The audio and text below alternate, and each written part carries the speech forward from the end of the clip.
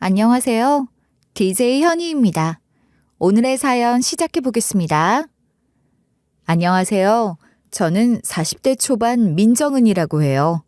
100세 시대라고 하니 전 아직 인생 반도 살지 않은 거라고 할 수 있을 테고 저 스스로도 제 나이가 많다고 생각하진 않는데 40년 남짓 사는 동안 나름대로 산전수전 다 겪으며 살았네요. 아버지가 일찍 돌아가셔서 경제적으로 어려운 환경에서 자랐는데 엎친 데 덮친 격으로 중학교 때 엄마마저 돌아가셨어요.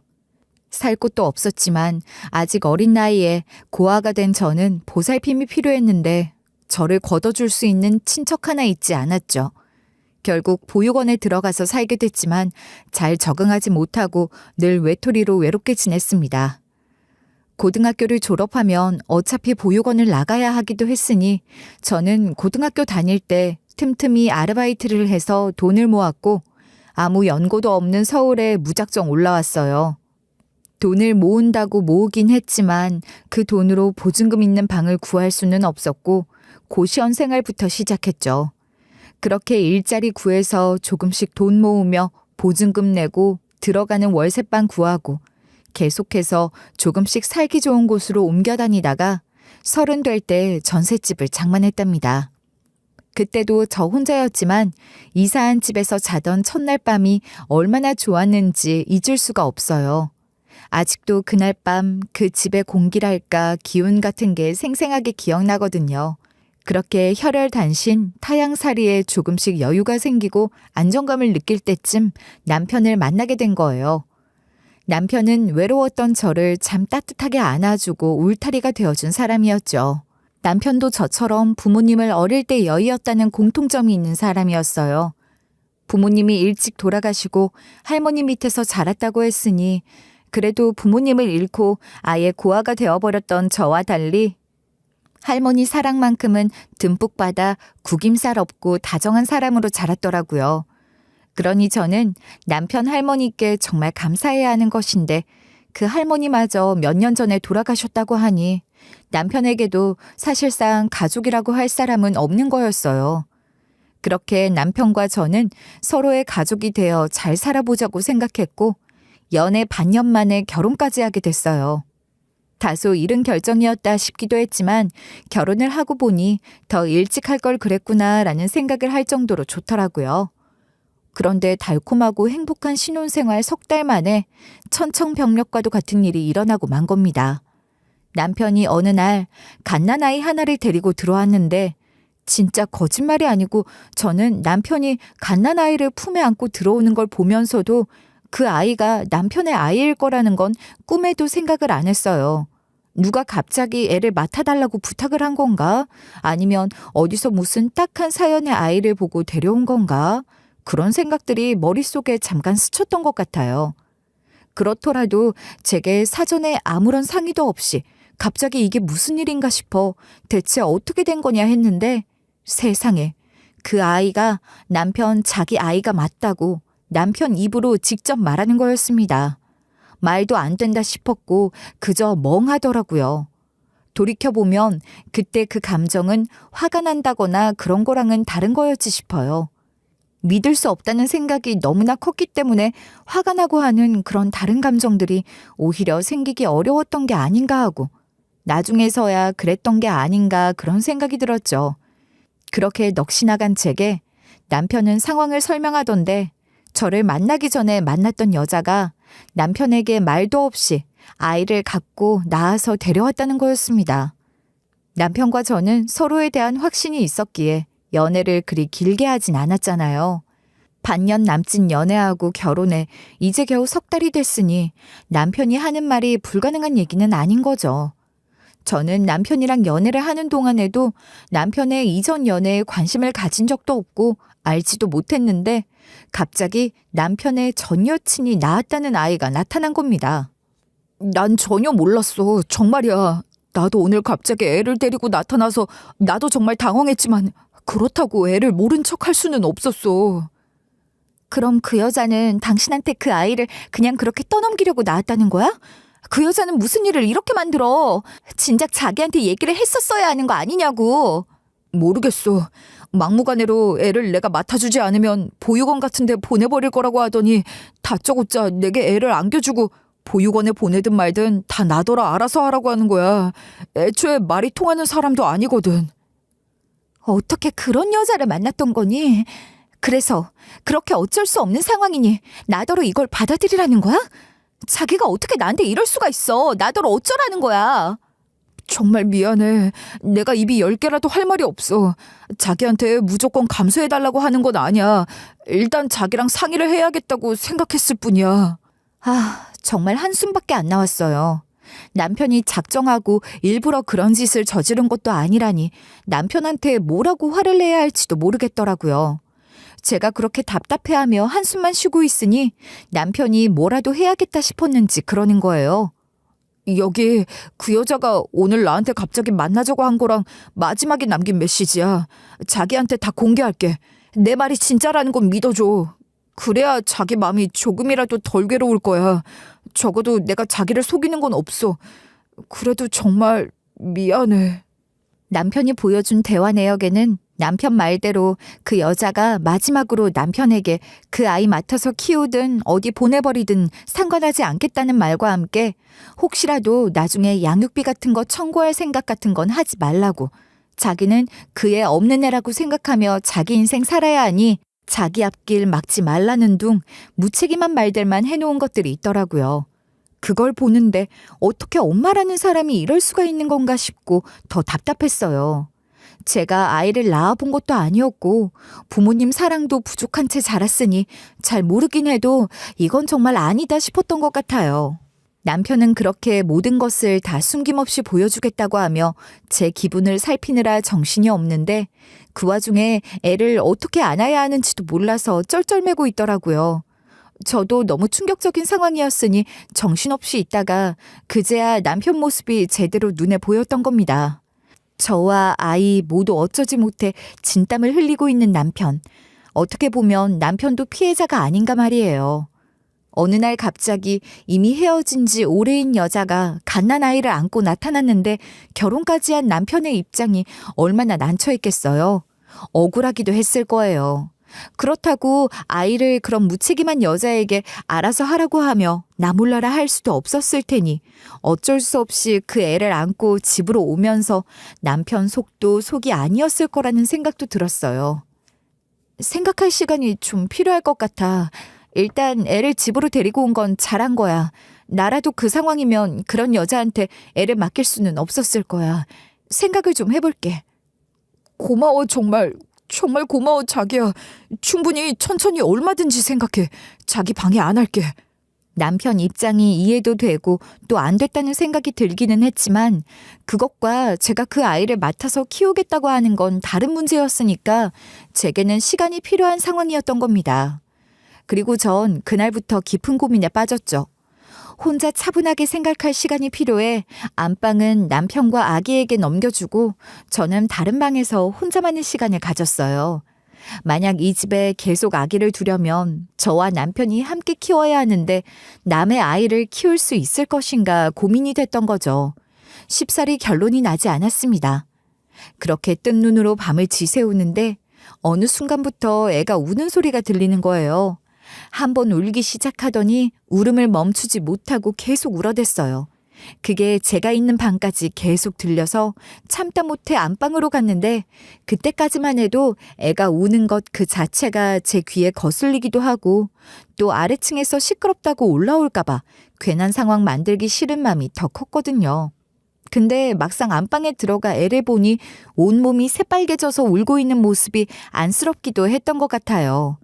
남편에게서 아이를 받아 제가 안아서 애를 달래봤는데 신기하게도 애가 울음을 서서히 그치는 거예요. 그렇게 어린 아기를 안아보기는커녕 실제로 본 적도 없었는데 그래서 아이를 받아 안는 게 겁이 나기도 했는데 그게 되더라고요.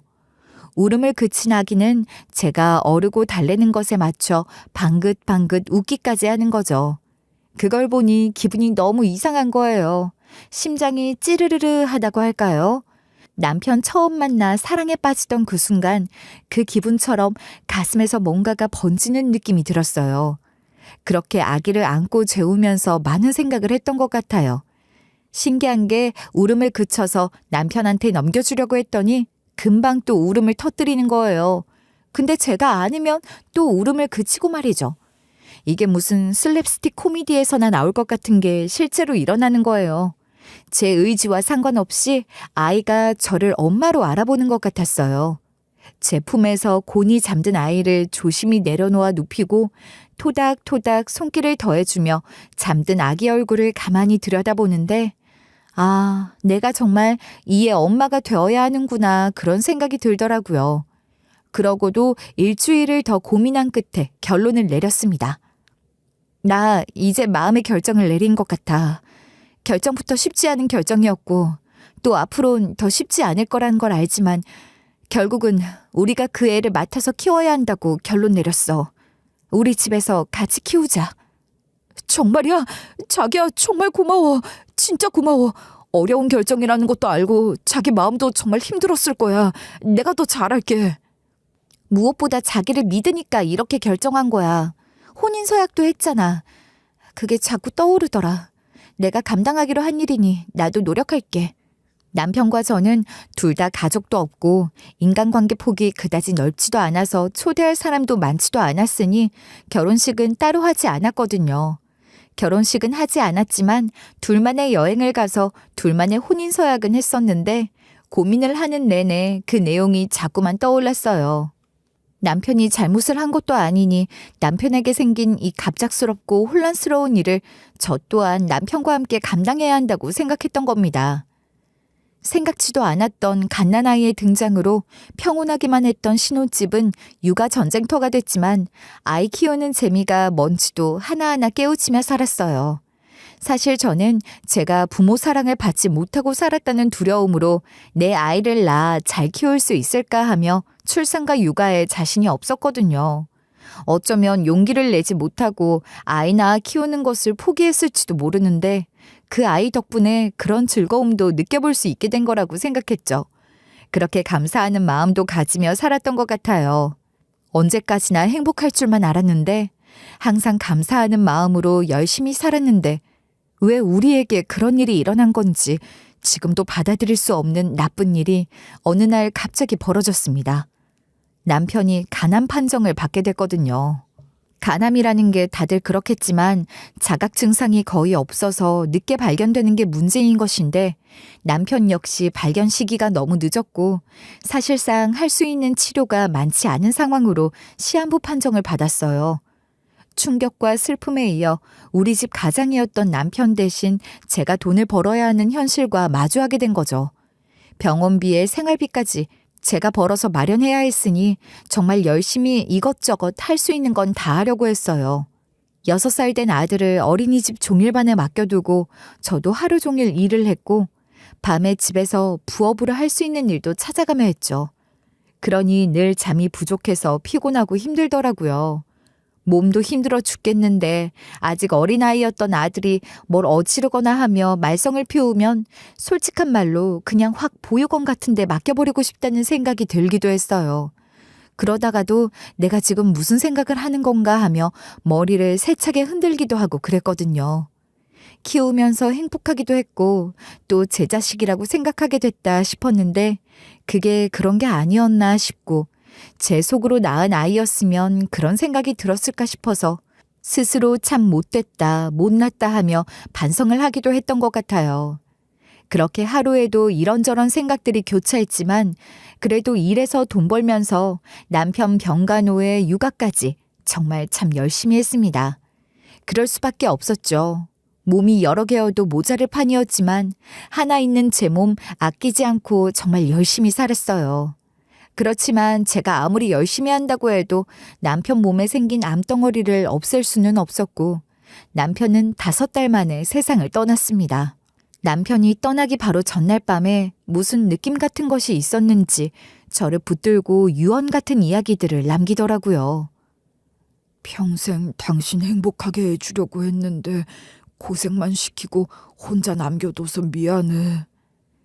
금방 어떻게 될 사람처럼 무슨 말을 그렇게 해. 그러지 마. 내가 떠나도 당신 혼자라고 생각하지 마. 그게 얼마나 힘든 건지 나도 잘 알잖아. 힘들거나 도움이 필요할 땐 한길이 형 찾아가서 도와달라고 해. 형한테 일자리도 부탁하면 도와줄 거야. 그 형한테는 그래도 돼. 남편은 마지막 순간 자기가 떠나면 남게 될 저와 아들 걱정을 많이 했고, 그렇게 자기 대신 도움을 줄 수 있는 사람을 알려주며 제가 의지할 수 있는 곳을 만들어주려고 하는 것 같았어요. 남편이 말한 한길이란 형이란 사람은 저도 두어 번 만난 적이 있는 사람으로 남편이 가장 가깝게 지내던 형이었거든요. 남편은 그 말을 제게 남기고 바로 다음 날 세상을 떠났고, 평소 주변에 사람을 많이 두지 않았던 남편이었던 만큼 장례식은 아주 간소하게 치러졌는데 한길 씨는 3일 내내 자리를 지켜줬어요. 제가 따로 찾아가 부탁을 하기도 전에 장례식을 치를 때부터 이미 큰 도움이 됐던 거죠. 정말 감사드려요. 덕분에 남편 잘 보내줄 수 있었어요. 아닙니다. 제가 당연히 해야 하는 일인걸요. 재수 씨도 수고 많으셨어요. 며칠 푹 쉬면서 몸 추스르세요. 그렇잖아도 제가 장례 치르고 나면 찾아뵈려고 했었는데 남편이 저한테 한길 씨에게 일자리 부탁을 하라고 하더라고요. 혹시 제 일자리 좀 알아봐 주실 수 있으세요? 그럼요. 제가 하는 일이 그런 일인데요. 네, 알겠습니다. 재수 씨 하실 만한 일 제대로 알아보고 금방 연락드릴게요. 감사해요. 남편이 그렇게 믿고 따르던 분이셨으니 저도 괜히 의지가 되고 그러네요. 고맙습니다.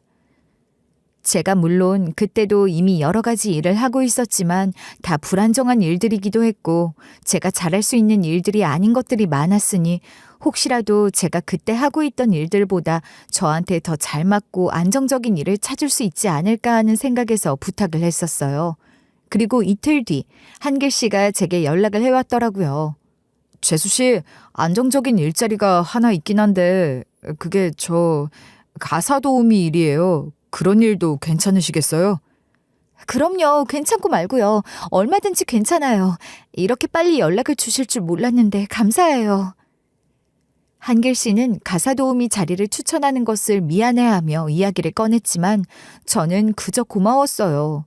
저 스스로 그런 일에 대한 선입견이 없는 사람이기도 했고 손을 익지 않은 낯선 일보다 제가 매일 하던 살림, 집안일을 하면서 돈을 벌 수 있다는 게 오히려 더 반갑고 좋기도 했거든요. 그래서 진심으로 감사한 마음으로 소개를 받았던 거예요. 한길 씨가 소개를 해준 집은 엄청난 부잣집이더라고요. 다들 맞벌이에 바쁘게 사니 평범한 집에서도 가사 도우미를 많이 쓰잖아요. 그런데 그 집은 그런 게 아니라 진짜 부잣집이었어요. 집 대문에서부터 압도당할 정도로 으리으리한 저택이었는데 집에는 저 말고도 가사도우미가 한 분이 더 계셨고 가사도우미 외에도 기사나 정원관리인 같은 사용인들이 더 있었죠.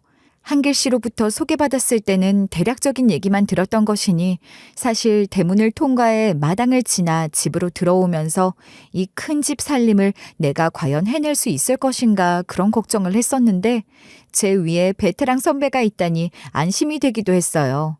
저는 그분을 여사님이라 부르며 그 집에서 일을 하게 됐답니다.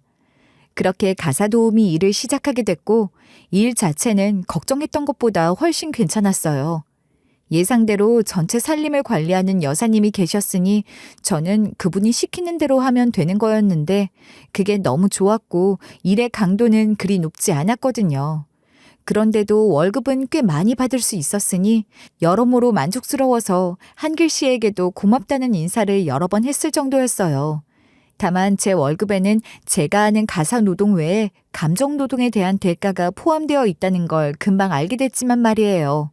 그 저택에는 노부부와 젊은 딸 그리고 손녀딸이 살고 있었는데 사위가 검사인지 판사인지 그래서 지방법원으로 발령이 나는 바람에 딸이 손녀 데리고 친정에 들어와 살고 있었고 가끔 주말에 사위가 올라오곤 하더라고요. 사위 있는 곳이 그리 깡시골도 아니고 서울에서 아주 먼 곳도 아닌데 이 집 딸이 거기서 못 살겠다고 해서 사위 혼자 거기 살고 딸은 친정에 들어온 거잖아. 그렇군요. 그러니 주말에도 딸이 내려가진 않고 사위가 올라오고 그러나 보죠. 아직 애가 어리던데 그래도 가족이 함께 살면 좋을 텐데 말이에요. 딸이 너무 본인 생각만 하는 거지 뭐. 영우 엄마도 봐서 알겠지만 이 집 딸이 좀 그렇잖아. 영우 엄마가 마음고생 좀 할 거야. 아닌 게 아니라 그 댁 회장님 사모님 부부가 워낙 딸을 귀하게 여기니 딸이 좀 아나무인인 경향이 있더라고요. 회장님은 그나마 점잖으신 분이고 또 집에 계시는 시간이 그리 길지 않으니 그럴 일이 별로 없었는데 사모님과 딸은 좀 심하다 싶을 정도로 사용인을 부려먹었고 그중에서도 제가 제일 많이 당했죠 뭐. 여사님은 그래도 경력도 있고 나이도 있으니 대우를 좀 해주는 것 같았고 저는 아주 만만하게 부려먹더라고요. 딸은 저보다 몇 살 어려 보이던데 저를 아주 하대하면서 야무지게 부려먹는 거예요. 일단 기본적으로 두 사람은 집안에서는 손가락 하나 까딱을 안 하려고 했어요. 아줌마, 아줌마, 여기 좀 나와봐요. 네, 사모님 부르셨어요? 얘가 갑자기 손에 팩을 하자고 해서 꼼짝없이 손이 묶였지 뭐야. 리모컨 가져와서 TV 좀 틀어줘요. 모녀가 나란히 소파에 눕다시피 앉아서 손에 팩을 하고는 TV 틀어서 채널 돌리는 것까지 시켜먹질 않나. 뭐 하여간 별 자질구레한 것들을 다 시켜먹었는데 그보다 사람 얕보고 무시하는 그 태도가 더 싫었죠 뭐. 안이 꼽고 꼴같 않을 때도 많았지만 그런 것까지 다 감안해서 월급 많이 주는 거라 생각하고 감수해야지 어쩌겠어요. 그럭저럭 적응을 잘하고 있었는데 그러다 사건이 하나 터진 거예요. 사모님이 저한테 카펫을 빨라고 해서 빨았는데 뭐가 잘못됐는지 얼룩이 졌더라고요. 다른 거 하나 없이 그 카펫만 단독으로 빨았는데 눈에 보이지 않는 이물질이 있었던 건지 하여간 얼룩이 생긴 거예요. 세상에 이게 뭐야? 이거 어쩔 거냐고. 이 카펫이 어떤 카펫인데 제일 잘 보이는 곳에 이 얼룩이 이게 대체 내가 정말 못 살아. 아줌마 이게 얼마짜린지는 알아요? 내가 중동 여행 갔다가 사온 건데 다시 구하고 싶어도 구하지도 못하는 걸. 아이고 이걸 어떡해. 엄마 일단 진정 좀 해봐. 이러다 쓰러지기라도 하겠어. 엄마 이리 좀 앉아봐. 어? 사모님은 그야말로 거품 물고 난리를 쳤는데 그 집 딸 말처럼 연세도 많은 분이 저러다 쓰러지는 건 아닌지 걱정될 정도로 길길이 날뛰더라고요. 그럼 그 덤탱이까지 제가 쓰게 될까봐 더 심장 떨렸지 뭐예요. 아줌마 뭐예요? 가서 청심환 같은 거라도 하나 가져와요. 우리 엄마 이러다 정말 큰일 나겠어. 딸은 그렇게 자기 엄마 걱정하며 진정시킨다고 하던데 그러면서 계속 깐족거리면서 나한테 뭐라고 하는 거예요. 엄마, 근데 저 카펫 살 때 세상에 하나밖에 없는 디자인이라고 똑같은 건 없다고 했다 그러지 않았어? 그러니까 말이다. 처음 보는 순간 너무 마음에 들었는데 생각보다 비싸서 안 사고 나왔는데 꿈에 나올 것 같아서 바로 다음날 가서 샀잖아. 우리 엄마가 그랬을 정도니까 비싸긴 비싼 거야. 그치? 아줌마, 그런 걸 저렇게 만들었으니 이제 어쩔 거예요? 저도 정말 어떻게 해야 할지 모르겠네요. 세탁을 하라고 하셔서 한 것뿐인데 어디서 이물질이 들어간 건지 난감해 죽겠어요. 어머머? 그렇게 무책임한 말이 어딨어요. 그런 고가 물건을 다룰 땐 확인을 잘했어야지. 어쨌거나 저거 물어내야지. 어쩌긴 뭘 어째요. 엄마, 저거 그때 얼마 주고 샀다 그랬지? 몰라. 카드 내역 확인하면 나오겠지. 지금 이게 변상한다고 될 일이니? 속상해서 정말. 중동에서 산 거니까 왕복 비행기 값도 받아야 하는 거 아니야? 그게 문제니? 다시 구하지도 못하는 건데 돈으로 따질 수도 없는 거야. 그러니 내가 아주 생병이 날 지경이지. 아이고 머리야. 그래도 받을 건 다 받아야지 뭘 그래.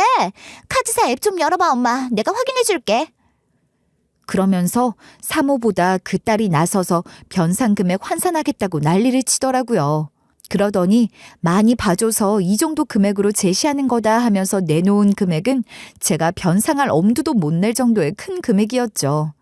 아이고 그렇게 큰 돈을 제가 어떻게 갖고 있겠어요. 월급 받는 걸로 조금씩 나눠서 갚으면 안 될까요? 아니 그렇게 해서 몇 년씩이나 걸려서 갚을 작정이에요? 이 아줌마 정말 안 되겠네. 안 갚겠다고 하는 것도 아니고 제 형편에서 할 수 있는 방법으로 갚겠다는 거니까 사정 좀 봐주세요. 부탁드려요. 아유 시끄럽고 많이 봐줘서 6개월 월급 안 받는 걸로 해줄 테니 그렇게 알아요. 사실 6개월 월급으로도 사모와 사모딸이 제시한 금액을 다 변상할 수 없는 거였으니 많이 봐준다는 식으로 말한 거긴 했어요. 6개월 동안 월급 한 푼 못 받을 걸 생각하면 한숨만 나왔지만 그래도 저로서는 다른 방도가 없었죠. 그 집에서 일하는 게 저는 꽤 괜찮았거든요. 일도 그리 고되지 않았고 월급도 많이 주고 말이에요. 사모님이랑 딸 때문에 스트레스가 좀 있긴 했지만 그것도 그럭저럭 적응을 하고 있었으니 6개월을 무급으로 일을 해야 하는 상황에서도 다른 곳 알아보지 않고 거기 계속 붙어 있었던 거예요. 일을 해야 빚을 갚는 셈이니 어쩔 수 없기도 했지만 말이에요. 그래도 다행히 그동안에 월급 받은 것에 아껴 쓰고 나중을 위해 모아놓은 돈이 있었으니 그걸로 아껴 살면 6개월 정도는 월급 없이 버틸 수 있을 것 같았고 다시 월급 받게 되면 또 열심히 모아야겠다 생각하며 6개월이 빨리 지나가기만 기다렸던 겁니다. 그러고 석 달쯤 지났을 때 사모님이 저를 따로 부르시더니 제안을 하나 하시더라고요. 내가 아줌마 일하는 걸 보니 그래도 기본은 된 것 같아서 기회를 주고 싶어서 그러는데 곧 우리 손녀딸 생일이거든. 날씨도 좋을 때라 생일 파티를 우리 집 마당에서 할 작정이야. 그러니까 아줌마가 생일 파티 준비를 정성을 다해서 잘하면 하는 거 봐서 다음 달부터 제대로 월급을 줄까 하는데 어때요? 해보겠어요? 네? 정말요? 네, 그럼요. 할 수 있어요. 열심히 잘 한번 해볼게요. 사모님 감사합니다. 아직 석 달이나 더 남았다고 생각했는데 그걸 확 줄여준다는 거잖아요. 열심히 안 할 이유가 없었죠. 누가 봐도 열심히 했구나 싶은 소리가 나오게 하려고 진짜 목숨 걸고 했어요. 그런 저를 보면서 여사님은 혀를 차긴 했지만 말이에요. 그냥 업체 하나 불러다 맡기면 될걸. 그 돈 아까워서 영우 엄마한테 준비하라고 하는 거야. 있는 사람이 더하다더니 그렇게 귀하게 생각하는 손녀딸 생일 파티라면서 저러고 싶은지 몰라. 아유, 그래도 제 입장에서는 감지덕지예요. 석 달 월급이면 돈이 얼만데요. 애당초 그래. 카펫에 얼룩 좀 생겼다고 그 큰 돈을 변상하라고 하는 것도 어이없는 거지. 그나저나 마당에서 하는 생일 파티면 준비하기 어려울 텐데 정말 괜찮겠어? 괜찮아요. 사모님이 다른 말씀 못하시게 진짜 잘해낼 거예요. 부지런 좀 떨면 되죠 뭐. 저는 월급만 다시 받을 수 있다면 충분히 감수할 수 있다 싶었어요. 무슨 수를 써서라도 그놈의 손녀딸 생일 파티를 성공적으로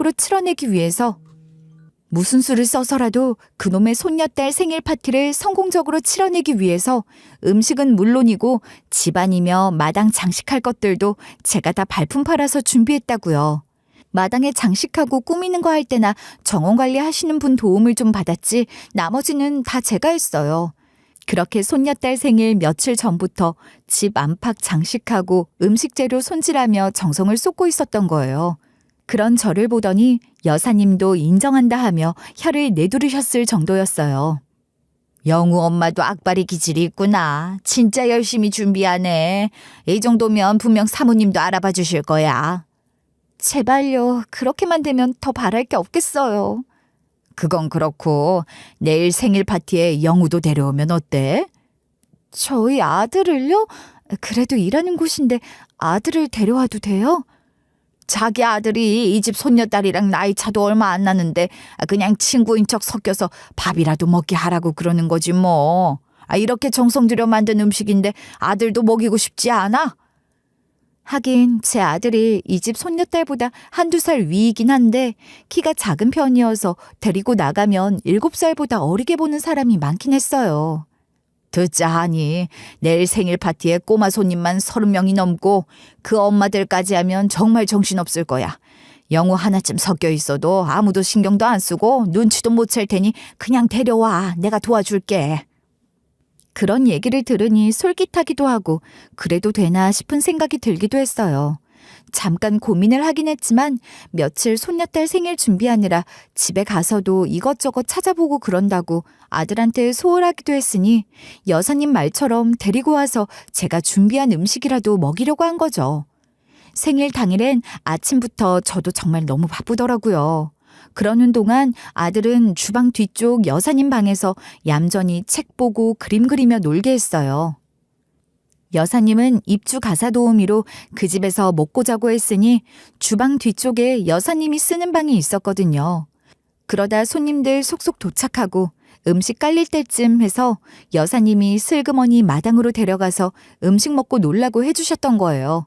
음식 나르고 살피고 하면서 분위기를 좀 봤는데 여사님 예상대로 마당은 정말 정신이 하나도 없더라고요. 저도 제 아들 어디 있나 한참 찾아야 찾을 수 있을 정도로 말이에요. 그렇게 대충 잘 섞여서 잘 챙겨 먹고 노나 보다 했죠. 그런데 아들도 저를 발견하고는 자꾸 제 주변을 맴돌고 또 저를 따라다니기도 하고 그러니까 그게 사모님 눈에 띈 거예요. 아들 옷 중에 제일 비싸고 좋은 옷으로 골라 입혀 데리고 온 거지만 옷차림이나 그런 것도 사모님이 보기에는 좀 달라 보였을지도 모르겠네요. 그런 생각들이 왜 그제야 들었는지 이미 때는 늦었고 사모님은 자기 딸을 불러서 우리 아들을 가리키며 아는 애냐고 묻고 사모 딸은 고개를 갸우뚱거리더니 결국 손녀딸을 불러서 물어보는 거예요. 누구? 쟤? 아니, 내 친구 아닌데? 처음 보는 애야. 뭐야? 그럼 쟤는 대체 누구야? 누가 데려온 거야? 내 이럴 줄 알고 물어본 거지. 아줌마 이리 와봐요. 사모님은 엄청나게 화를 내면서 음식 담고 있던 제 아들 팔을 탁 치면서 거칠게 다루는 바람에 아들이 들고 있던 음식 담은 접시도 바닥에 떨어져 사람들이 다 쳐다보게 됐어요.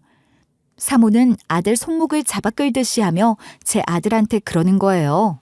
너 누군데 남의 집에서 이러고 있는 거야? 너 어떻게 들어왔어? 바른 대로 말 못해? 사모님이 어린 아들에게 소리를 지르길래 제가 얼른 뛰어가서 말했어요. 제 아들인데 맡길 데가 없어서 데리고 왔어요. 사모님 정말 죄송합니다. 저는 최대한 정중하게 사과를 드리며 머리를 숙였는데 사모님은 이미 제 아들인 걸 눈치채고 있었을 텐데도 굳이 그런 소동을 만들어 사람들 다 보는 앞에서 나와 아들을 망신 주려고 했던 거예요.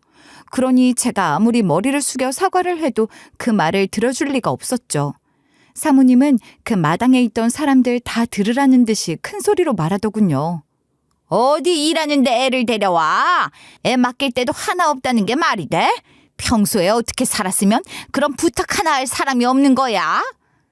정말 죄송합니다. 이런 적은 오늘이 처음이에요. 딱 한 번 그런 건데 너그럽게 봐주시면 안 될까요? 죄송합니다. 저는 아들에게 연신 죄송하다며 머리 조아리는 제 모습을 보이는 게 너무 싫었고 빨리 상황을 마무리하고 싶었기에 정말 죽을 죄를 지은 사람처럼 간절한 마음으로 부탁을 드렸던 건데 사모님은 그런 제 태도에도 아랑곳 없이 더 모욕적인 말들을 했어요. 아, 아줌마 남편도 없다고 했었지? 그러니까 얘는 애비 없는 자식이다 이거 아니야? 어디 감히 이런 애를 내 손녀딸 생일 파티에 데려와서 모르는 척 섞이게 둔 거야? 이게 지금 말이나 된다고 생각해? 사람들 앞에서 제 아들을 두고 그런 말까지 하니 사모님이고 뭐고 저도 너무 화가 나서 한마디 하려고 나서는데 저희 아들이 불쑥 나서더라고요. 근데 그 모든 상황이 정말 아무렇지 않다는 듯 여유로운 얼굴로 미소까지 짓고 있는 거예요. 평소 아들이 어려도 강단이 있다고 생각되는 면모가 있긴 했지만 아무리 그래도 이런 상황에서는 아들도 당황하고 무안해할 거라고 생각하고 걱정했었는데 너무 의외였죠. 아들은 7살이나 됐고 또래보다 눈치가 빠른 편이었으니 그 상황이 어떤 상황인지 이해를 못할 리가 없거든요. 그러니 저로서는 더 의아할 수밖에 없었습니다. 그리고 아들이 한 말은 저를 적잖은 충격에 빠뜨렸어요. 할머니, 한길이 삼촌이 그러는데 여기 회장님 할아버지가 우리 할아버지고 할머니는 우리 할머니라고 하던데요? 그럼 나도 이 집에 올 수 있는 거 맞지 않아요? 안 그래요? 영우야, 그게 무슨 소리야? 삼촌이 뭐라고 했다고? 이게 다 무슨 소리란 말입니까?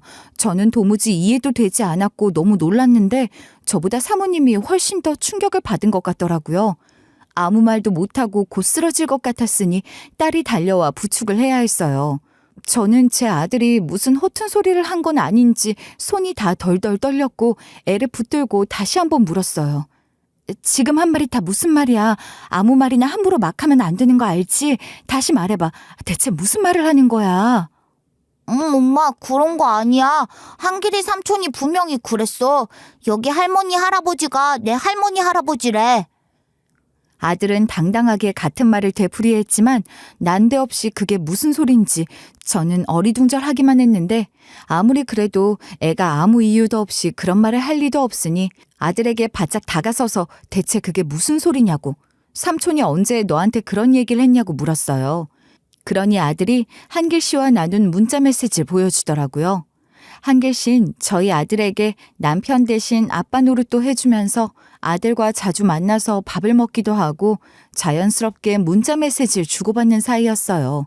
문자를 보니 아들이 여사님 방에 있으면서 심심했던지 한길 씨에게 문자를 해 엄마가 데려와서 엄마 일하는 집에 와 있는데 엄마는 자기를 돌봐줄 정신도 없이 바쁘고 자기더런 숨바꼭질 하는 것도 아닌데 이 방에 숨어 있으라고 했다며 툴툴거리고 불만을 드러낸 거예요.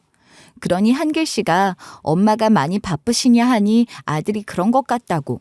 그 집 할머니랑 젊은 아줌마가 엄마한테 소리 지르는 게 자기가 있는 방까지 다 들린다고 했더라고요. 제 생각이 짧았던 거죠. 좀 그랬던 모양인데 그렇다고 그런 엄청난 일을 거짓으로 꾸며댈 사람도 아니고 이게 대체 무슨 소린가 싶었어요. 아들에게 그 집에서 기죽을 것 없다고. 사실은 거기 계시는 분들이 너희 할머니, 할아버지라고. 그러니까 주눅 들지 말고 당당하게 있다가 와도 된다고 답장을 보냈던 거예요. 한길 씨가 보기에도 저나 아들이 그 집에서 그런 대우를 받고 있다는 게 마음이 좀 그랬던 모양인데 그렇다고 그런 엄청난 일을 거짓으로 꾸며댈 사람도 아니고 이게 대체 무슨 소린가 싶었어요. 제가 정신이 혼란스러워 아무 말도 못하고 있으니 아들이 그러는 거예요. 그것 봐, 엄마, 내 말이 맞지? 삼촌이 정말 그렇게 말했어. 삼촌은 거짓말하는 사람 아니잖아. 그렇지? 결국 사모님은 그 자리에 주저앉고 말았고 딸과 여사님이 사모님을 부축해서 집안으로 옮기고 난리가 났어요. 여사님은 그 난리통에도 제게 아들 데리고 여사님 방에 잠깐 들어가 있으라고 눈치를 주더라고요. 고마웠죠. 그렇게 아들을 데리고 여사님 방에 들어가서 저는 제일 먼저 한길 씨에게 전화를 걸었어요. 문자를 보기는 했으나 그게 무슨 말인지 잘 이해가 되지 않았으니 한길 씨에게 확인을 해야겠다 싶었던 겁니다. 제가 그렇게 물으니 한길 씨는 제게 모든 사실을 얘기해 줬어요. 그 집 딸이 제 남편의 전 여친, 그러니까 제 아들의 생모라는 사실을 말이에요. 한길 씨는 남편이 그 집 딸과 만나는 것도 다 보아왔으니 그 집 딸이 그렇게 부잣집 딸이고 어떤 집안 딸이라는 것도 다 알고 있었다고 해요. 그리고 남편에게 그 여자가 찾아와 애를 맡기고 간 것도 당연히 다 알고 있었죠. 그 녀석이 마지막 순간에 재수 씨한테 내 얘기를 하며 도움을 받으라고 했던 건 제가 모든 사실을 알고 있는 사람이었으니 그런 것까지 다 포함된 뜻이었을 겁니다. 남편은 제게 직접적으로 아들 생모에 대해서는 말하지는 않았지만 모든 것을 알고 있는 사람인 한길 씨에게 도움을 받으며 언젠가 아들에게 생모의 존재를 밝혀야 할 때가 온다면 한길 씨를 통해 그걸 알 수 있도록 하게 한 거였어요. 한길 씨는 직업 소개소를 운영하면서 그 집에서 가사 도우미를 구한다는 것을 알게 되었고 제가 그 집에서 일할 수 있도록 한 거였어요. 제가 뭘 작정하고 억지로 이런 상황을 만든 건 아니지만 기회가 생겼으니 그렇게 한 거였어요. 미리 말하지 못해서 미안해요, 재수 씨. 언젠가 때가 되면 이야기를 할 생각이었는데 애가 그 집에서 그렇게 있다는 소리를 듣고 또 재수 씨도 그 집 가사 도우미 일을 하면서 부당한 대우를 받는 것 같아 보이니 참을 수가 없더라고요. 이제는 알려야 할 때가 됐다고 생각했습니다. 네, 아니에요. 좀 많이 당황스럽긴 하지만 언제 알아도 알았어야 할 일이잖아요. 네, 감사해요. 그렇게 통화를 하고 있는데 여사님이 저를 찾으며 사모님이 저더러 아들 데리고 거실로 오라고 했다는 거예요. 모든 사실을 알게 된 저는 아들 데리고 당당하게 거실로 가서 사모님과 그 딸이 보는 앞에 제가 알게 된 진실을 말했어요. 그 딸 면전에서 제 남편 이름 석자부터 확실하게 알려줬죠. 그 이름을 모른다고는 못하겠지. 당신이 내 남편이랑 헤어지고 몰래 낳은 아이 내 남편한테 데려왔던 것도 기억하고 있겠지? 그 아이가 바로 내 아들이야. 뭐라고? 누구? 나는 내 아들, 내 자식이라고 생각하고 키웠어요. 그렇지만 이 집안 자손인 건 사실인 거죠. 그때 마침 사모님이 쓰러졌다는 소식을 듣고 급히 귀가한 회장님이 집으로 들어오시며 제가 아는 얘기를 다 들으시곤 제 아들 손을 덥석 잡으시며 그러니까 이 아이가 내 손자란 말이냐 하는 겁니다. 그때 우리랑 상의도 없이 딸이 손주를 입양 보냈다고 해서 그런 줄로만 알았는데 애비 손에 자라게 한 거였구나. 갓난쟁이 때 보고 이렇게 다시 만나다니 내 손주 어디 한번 안아나 보자. 회장님은 그렇게 감격스러워 하셨는데 사모님과 그 딸은 아직도 상황을 잘 받아들이지 못하는 것 같았어요. 그도 그럴 것이 그 자리에는 주말이자 딸 생일을 맞아 서울에 올라온 그 집 사위도 있었거든요. 그러니 사모님과 그 딸은 사위 눈치를 보는 거죠. 당신도 참, 저 여자가 하는 말만 듣고 어떻게 그렇게 다 믿어요. 가만히 좀 있어봐요. 원하시면 친자검사라도 해보세요. 아니, 원하지 않아도 그건 해야겠네요. 당장 검사부터 해요. 친자검사 결과가 나오던 날 회장님과 사모님 그리고 그 딸까지 모두 저희 집으로 찾아왔더라고요. 저는 손녀딸 생일 이후로 출근을 안 하고 있었는데 온 식구가 저희 집으로 찾아온 거죠. 저는 그 검사 결과 볼 것도 없이 확신하고 있었지만 눈에 눈물이 그렁그렁해서는 제 아들 쳐다보는 사모님을 보니 뭐 결과는 따로 물어볼 것도 없겠다 싶었어요. 내 손자 잘 키워줘서 고마워요. 늦었지만 이제라도 살해를 하고 싶은데 받아주면 좋겠어요. 그리고 앞으로도 이렇게 왕래하며 지내게 해주세요. 살해요? 그런 거 바란 적도 없고 필요 없어요. 남편 죽기 전까지 둘이서 아들 키우며 정말 행복했고 지금은 나 혼자서도 잘 키우고 있어요. 갑자기 무슨 할머니 행세라도 하고 싶으신 모양인데 그렇게 손자가 귀했으면 어떻게 그런 식으로 내 남편한테 간단하게 맡겨버리게 두신 거죠? 아니에요. 우리는 정말 전혀 몰랐어요. 딸이 만나던 남자랑 헤어지고 유학 간다고 해서 임신한 것도 한참 뒤에 알았거든요. 그 딸은 제 남편과 헤어지고 나서야 임신 사실을 알았고 집에다가는 유학 간다고 거짓말을 하고 혼자 몰래 아이를 낳으려고 했던 것 같더라고요. 그렇게 숨어 지내며 뱃속에 아이를 키웠는데 8개월 접어들면서 몸에 이상이 생겨 어쩔 수 없이 그 부모에게 사실대로 다 얘기할 수밖에 없었고 부모 보살핌 받으며 아들을 낳았다고 해요. 시집도 안 간 딸이 임신을 했다니 하늘이 무너지는 것 같았지만 막상 손주가 태어나니 너무 예뻐서 어쩔 줄을 몰랐어요. 근데 어느 날 갑자기 딸이 애를 데리고 나가더니 혼자 돌아와서는 애를 입양 보내버렸다고 하더군요. 그때 딸한테 얼마나 뭐라고 했는지 모릅니다. 맞아요. 애 다시 찾아오라고 우리가 키워주겠다고도 했는데 이미 입양 보냈으니 잊으라고만 하더라고요. 내가 정말 궁금해서 그러는데 도대체 왜 그런 거죠? 그렇게 책임감 없이 애를 낳은 이유가 뭐냐고요. 이런 부모님들이 계셨는데 왜 굳이 내 남편한테 찾아와서 애를 두고 간 거예요? 처음엔 애 데리고 나타나서 그 사람이랑 다시 잘해보려고 했던 거예요. 근데 이미 결혼까지 했다는 걸 알고 배신감이 들었죠. 그렇게 금방 다른 여자 만나서 결혼까지 했을 줄을 몰랐거든요. 그래서 엿먹으라는 심정으로 애 안겨주고 온 거예요. 나만 당할 수는 없잖아요? 이거 완전 또라이 미친년 아니고 뭐란 말이에요. 어이가 없어서 한심한 얼굴로 그 딸 얼굴을 쳐다봤는데 그 딸은 그래도 할 말이 더 있다는 듯이 말하는 거예요.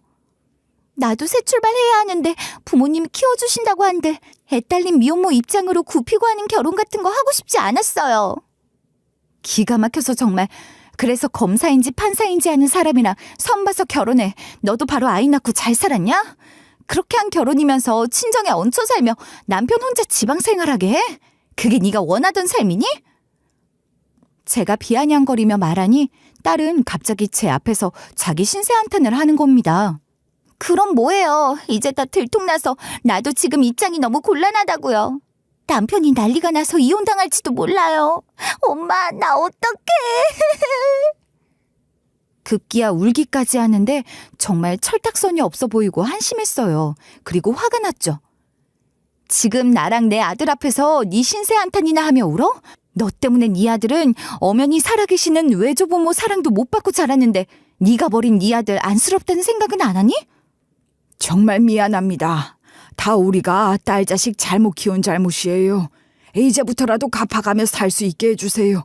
너도 얼른 울음 그치고 사과드리고 용서 빌지 못해?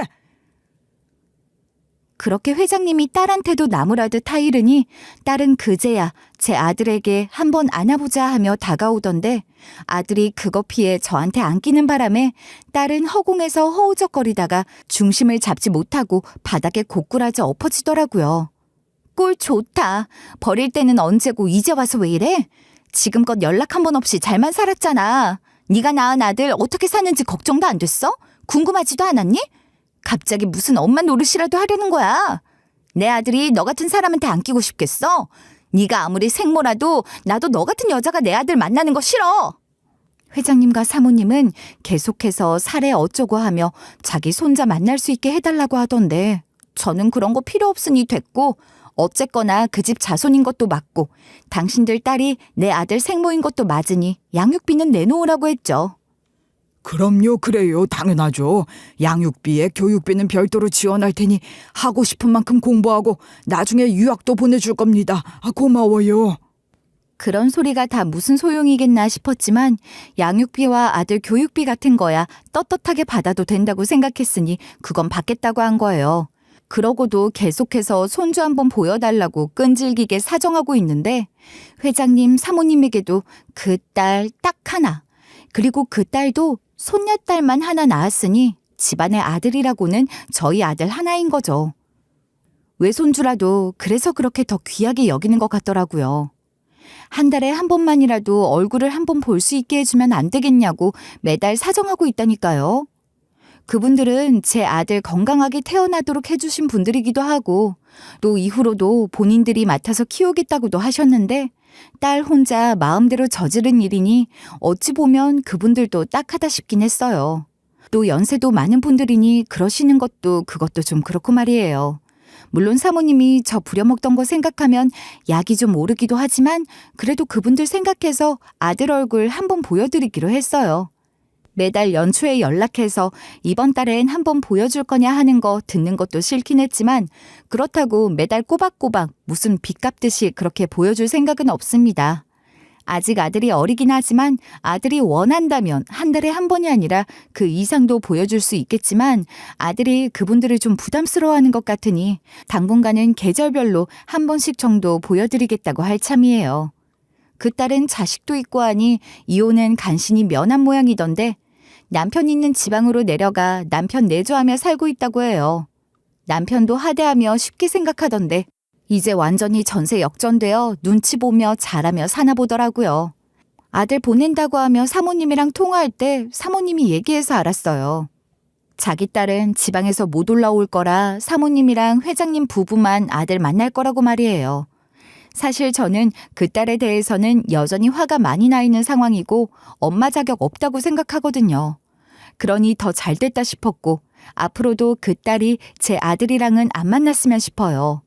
저는 그 집 일 그만두고 다른 일을 하면서 아들 키우고 있는데 양육비랑 교육비를 넉넉하게 받으니 파트타임으로 일하며 아들한테 더 신경 쓰고 있답니다. 아들 좀 더 자라서 제 시간이 많아지면 그땐 일을 좀 더 늘려도 되겠지만 당분간은 이렇게 지내고 싶어요. 회장님 사모님에게 아들 보내놓고 저 혼자 집에서 시간 보내며 지난 이야기들을 한번 적어봤어요. 외롭게 살았던 제가 남편을 만나고 또 제 아들을 만나 살아온 이야기를 들으며 어떠셨어요? 남편이 일찍 떠났지만 저는 그래도 제 삶에 감사하며 살고 있답니다. 제 이야기가 들으시는 분들에게 위로가 되는 이야기면 좋겠어요. 저도 이 채널을 통해서 위로받은 게 많거든요.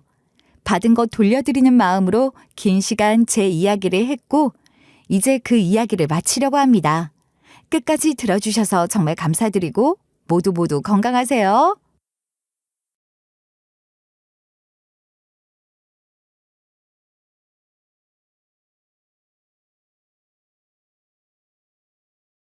안녕하세요. DJ 헤라입니다. 오늘의 사연 시작해 보겠습니다. 안녕하세요. 결혼 8년차 6살 아들을 키우는 30대 후반 가정주부인데요. 저희 남편 이야기 좀 들어주세요. 이놈이 잘난 것도 없으면서 틈만 나면 이혼하자는 말을 달고 사는 놈이에요.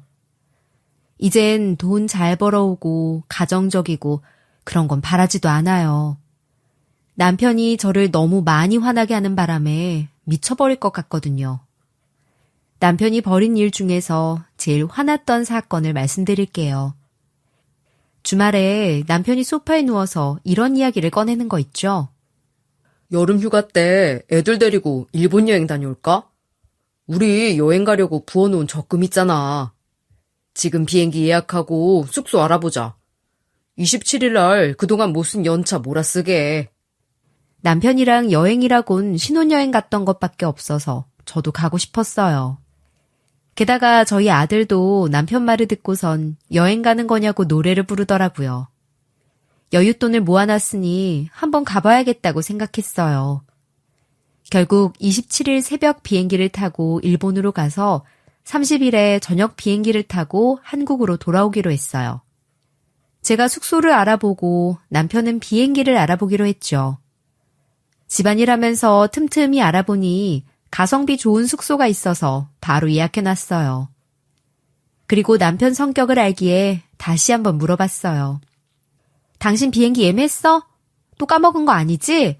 저번에도 예매한다고 해놓고 당신이 안 해서 가족여행 못 갔잖아.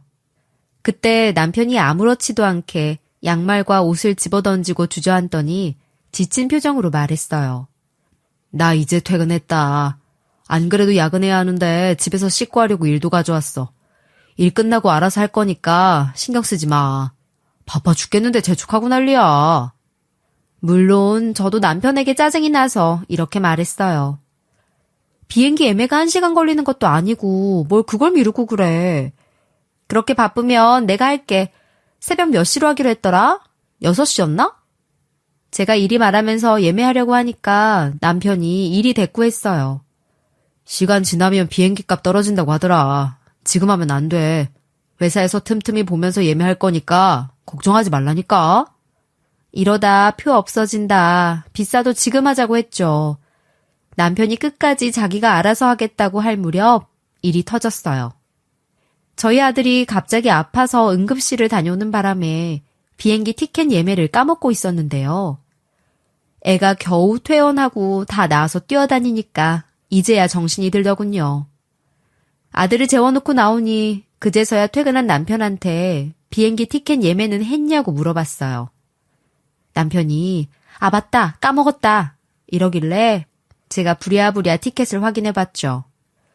그런데 티켓이 없거나 너무 비싸길래 순간 열불이 나서 소리쳤어요. 그러니까 내가 예매하겠다고 했잖아. 왜 이렇게 고집을 피워? 저번에도 그러더니 도대체 왜 그래? 그냥 우리 여행 가지 말자. 예매한 숙소 취소할게. 제가 욱하니까 남편이 미안해하고 뻘쭘해하며 말했어요. 일본 대신 국내 여행 갈까? 부산 여행 어때?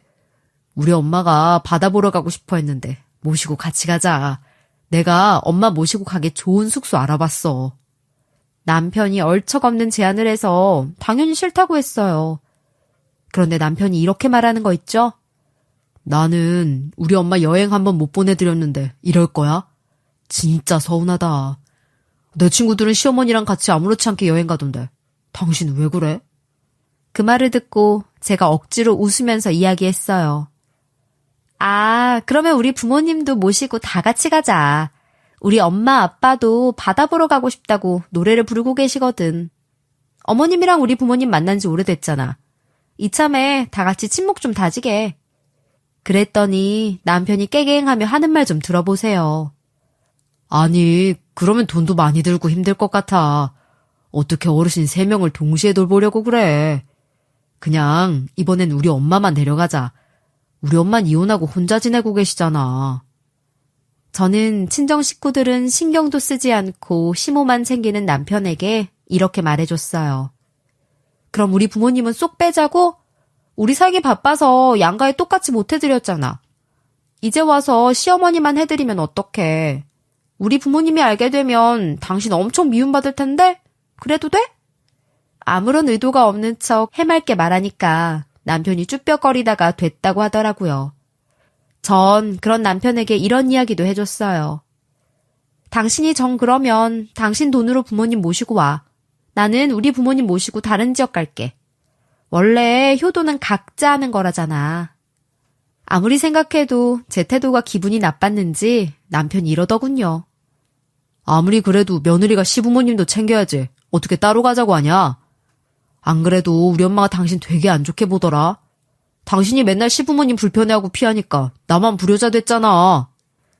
그 말을 듣고 제가 울분이 터져서 버럭 소리를 질렀어요. 그래서 당신이 당신 돈으로 모시고 여행 가라고 했잖아. 거기서 어머님이 나 안 좋게 본다는 말이 왜 나오는데? 불효자는 틈만 나면 사기당하고 돈 빌리고 다니는 당신이지. 왜 나 때문이라고 생각하는데? 제가 지지 않고 맞서 싸우니까 남편이 기분 잡쳐서 여행 안 갈 거라고 고함을 쳤어요. 결국 자고 있던 애가 울어서 제가 조용히 하라고 쉿 하는 제스처를 취했는데요. 남편이 이때 어떤 반응을 보였는지 아시나요? 남편한테 입 다물라고 손짓하는 거 봐라. 세상에 어떤 와이프가 이 시간까지 일하다 오고 밥 먹고 씻고 또 일하려는 남편한테 이래? 야, 그냥 이혼하자. 짜증난다. 저도 같이 언성을 높이고 싶었지만 우리 애가 싸우지 말라고 통곡을 했어요. 여기 목구멍까지 치솟는 걸 겨우 참아내며 그 말 진심이냐고 물었죠. 남편이 씩씩대면서 제 말을 무시해서 속이 부글부글 끓었어요. 남편은 늘 이런 식으로 자기 기분 나쁘면 이혼하자고 했었거든요. 저는 진짜로 이혼할까 고민 중인데 남편이 부부싸움한 걸 시어머니한테 말했나 봐요. 어머님이 갑자기 집으로 찾아와서는 이러는 거 있죠? 네가 시부모님 모시고 여행 가기 싫다고 했다며? 너 나 싫어서 너네 부모도 모시고 가자고 우긴 거 다 알고 있다. 내가 네 속 모를 줄 알았냐? 풀려시 같이 굴어도 너 같은 건 내 손바닥 아니야. 이 말을 듣고 어떤 며느리가 가만히 듣고만 있을까요? 전 그런 시모에게 참아왔던 분노를 터뜨릴 수밖에 없었어요. 저를 왜 그렇게 보세요? 설마 남편 말만 듣고 그대로 믿으신 거예요? 전 그렇게 말한 적 없어요. 정신 차리세요, 어머님. 남편이 그동안 한 짓거리 기억 안 나세요? 그새 까먹으신 거예요? 제 예상대로 시모는 제가 한 말에 꼼짝도 하지 못했어요. 아무리 생각해도 할 말이 없었는지 부들부들 떨더니 이리 말하더라고요. 너 옛날에는 참 착하고 현명하게 굴더니 요즘 따라 왜 이러니? 얘가 왜 이렇게 변했어? 누구 보고 배운 거야? 네 엄마가 이렇게 하라디? 전 거기서 바로 반박하며 소리쳤죠. 거기서 우리 엄마 이야기가 왜 나와요? 어머님, 생각 좀 해보세요. 남편이 사기를 3개나 당했는데 성격이 안 변할 마누라가 어딨겠어요? 그랬더니 시어머니가 어버버거리다가 자리에서 벌떡 일어나며 궁시렁거렸어요. 에휴, 할 말이 없다. 난 가야겠다. 싸가지 없는 거. 내가 생각해서 와줬구만. 적반하장도 유분수지. 이렇게 말하더니 짐을 싸고 가버렸어요. 아들 바라기인 어머님이 감싸주지 못할 만큼 남편이 사고를 많이 쳤던 거죠. 총 3개의 사기에 당한 멍청한 작자였거든요. 첫 번째는 게임한다고 설치더니 게임 안에서 만난 친구에게 50만 원을 사기당했대요. 두 번째는 사기꾼이 무료로 내비게이션을 교체해주겠다고 해서 계약서를 작성했는데요. 계약서도 똑바로 읽지 않고 사인해버린 것 같아요. 나중에 사기꾼이 내비게이션 설치비만 무료였다며 이용비와 다른 서비스 비용은 유료라 300만 원을 달라고 했다고 하네요. 남편은 그걸 저한테 말도 안 하고 제 폰으로 몰래 친정엄마한테 이런 문자를 보냈다고 해요. 엄마, 보이스피싱 당해서 그런데 300만 원만 남편 통장으로 입금해주면 안 될까? 남편이 지금 이혼하겠다고 난리야. 제발 지금 보내주라. 당연히 이 문자를 보고 엄마가 저한테 전화를 걸었어요. 남편은 아무렇지 않게 이 전화를 받으며 이런 말을 해줬다고 하죠. 장모님, 네, 죄송합니다. 아내가 실수로 사기를 당해서 저까지 뵐 면목이 없네요. 저희 아내가 그런 문자를 보냈나요? 와이프 지금 제 옆에서 울고 있어요. 침대에 엎드려서 하루 종일 우는데 제가 무슨 할 말이 있겠습니까? 장모님도 아시다시피 저도 사기당한 적 있어서 할 말이 없네요. 남편이 이런 식으로 불쌍한 척 연기를 하고 하소연을 한 것 같아요. 마지막엔 이리 말하면서 엄마를 현혹시켰다고 해요. 제가 순간 화가 나서 이혼하자고 하긴 했지만 진심은 아닙니다. 솔직히 저도 사기당한 게 있었으니 아내 믿어주고 용서해주고 싶어요. 도와주시면 감사드릴 것 같습니다. 제 명의로 사기당한 거니까 제 통장으로 보내주세요. 엄마는 남편 말을 믿고 남편 통장에 300만 원을 입금해줬다고 하는데요. 당연히 저는 아무것도 모르고 있었죠. 남편이 문자와 통화 기록까지 전부 다 삭제해버렸거든요. 그리고 남편은 완전 범죄를 꿈꿨는지 사기당한 사실을 전부 다 공개했어요. 왕일이 엄마, 나 사실 또 사기당했어. 총 300만 원인데 장모님도 알고 계실 거야. 당신한테 미안해서 친구한테 빌리고 엄마한테 빌려서 어떻게든 해결했으니까 걱정하지 마. 몰래 배달 알바 뛰면서 친구한테도 갚고 엄마한테도 다 갚았어. 이 말을 듣자마자 난리를 치면서 손에 잡히는 대로 남편한테 다 던진 것 같아요. 당신 뭐하는 사람인데 또 사기를 당한 거냐고 길길이 날뛰었죠. 그때 남편이 처음으로 눈물을 보이며 제게 소리쳤어요. 계약서를 잘못 봐서 그래. 그 사기꾼이 계약서를 이상하게 보여줬단 말이야. 나도 내가 왜 이러는지 모르겠어. 내가 정상이 아닌 것 같아. 엄마랑 장모님이랑 친구들도 다 나 이상하게 보거든? 당신이라도 나 그렇게 보지 말아줘. 이러고 통곡을 하길래 당황스러워서 화가 사그라들더라고요. 남편 말대로 계약서를 보니 설치비만 무료라는 문구가 적혀 있었어요. 이것도 안 보고 그냥 사인한 거였어요. 이런 사람이 도대체 어떻게 직장에 다니는 걸까요? 계약서를 보니 다시 열이 뻗쳐 남편에게 악을 지르고 말았어요. 당신이 이런 머리로 직장을 다니고 있으니까 승진도 못하고 연봉도 안 오르는 거 아니야. 그 회사도 당신이 멍청하니까 부려먹기 딱 좋아서 데리고 다니는 거라고. 야근 수당도 그렇잖아. 주기 애매하게 20-30분씩 늦게 끝내주는데 당신은 그것도 말 못하고 있잖아. 20-30분씩 야근한 거 시간 세서 한꺼번에 달라고 요구하라고 해도 당신 그것도 못하더니 마누라 앞에서는 왜 이렇게 당당해? 사기를 그렇게 당해놓고 왜 이렇게 당당하게 말하냐고! 제가 아내한테만 강한 호구라고 막말을 해대니까 남편이 울먹거리며 말했어요. 그래서 내가 이번엔 알아서 해결했잖아. 나한테 너무 이러지 마. 나 당신밖에 없는 거 알잖아. 울고 싶은 사람은 전데 도대체 왜 이러는 걸까 짜증이 났지만 남편이 벌벌 기는 걸 보니 진정이 좀 되더군요. 해결되기도 했고 이제부터 변할 테니 자기 믿어달라는데 어쩌겠나요. 저한테 돈 달라고 하거나 친정 식구들한테 돈 달라고 하지 않아서 다행이라고 생각하며 넘어갔어요. 그러다 이런 생각이 들었죠. 남편이 왜 나한테는 숨겨놓고 친정엄마한테는 말했을까? 설마 나 몰래 돈 빌려달라는 부탁을 했을까? 그렇게 며칠이 지났을까요? 집안일을 하고 있는데 엄마한테 전화가 왔더라고요. 갑자기 이런 말을 꺼내서 깜짝 놀라고 말았어요. 저번에 사기당한 건 잘 수습했어? 해결됐으면 잘 해결됐다고 연락이라도 한 통 해주지. 왜 말을 안 해주니? 저는 남편한테 속은 줄도 모르고 이렇게 말했죠. 아, 우리 남편이 사기당한 거 말했어? 당연히 해결됐지. 엄만 너무 걱정하지 마. 이런 식으로 말하고 있는데 남편이 갑자기 나타나 도와달래요. 아들한테 열이 나는 것 같다길래 얼른 가봤더니 멀쩡하더라고요. 그래서 남편에게 무슨 열이냐며 추궁했더니 남편이 이런 반응을 보였어요.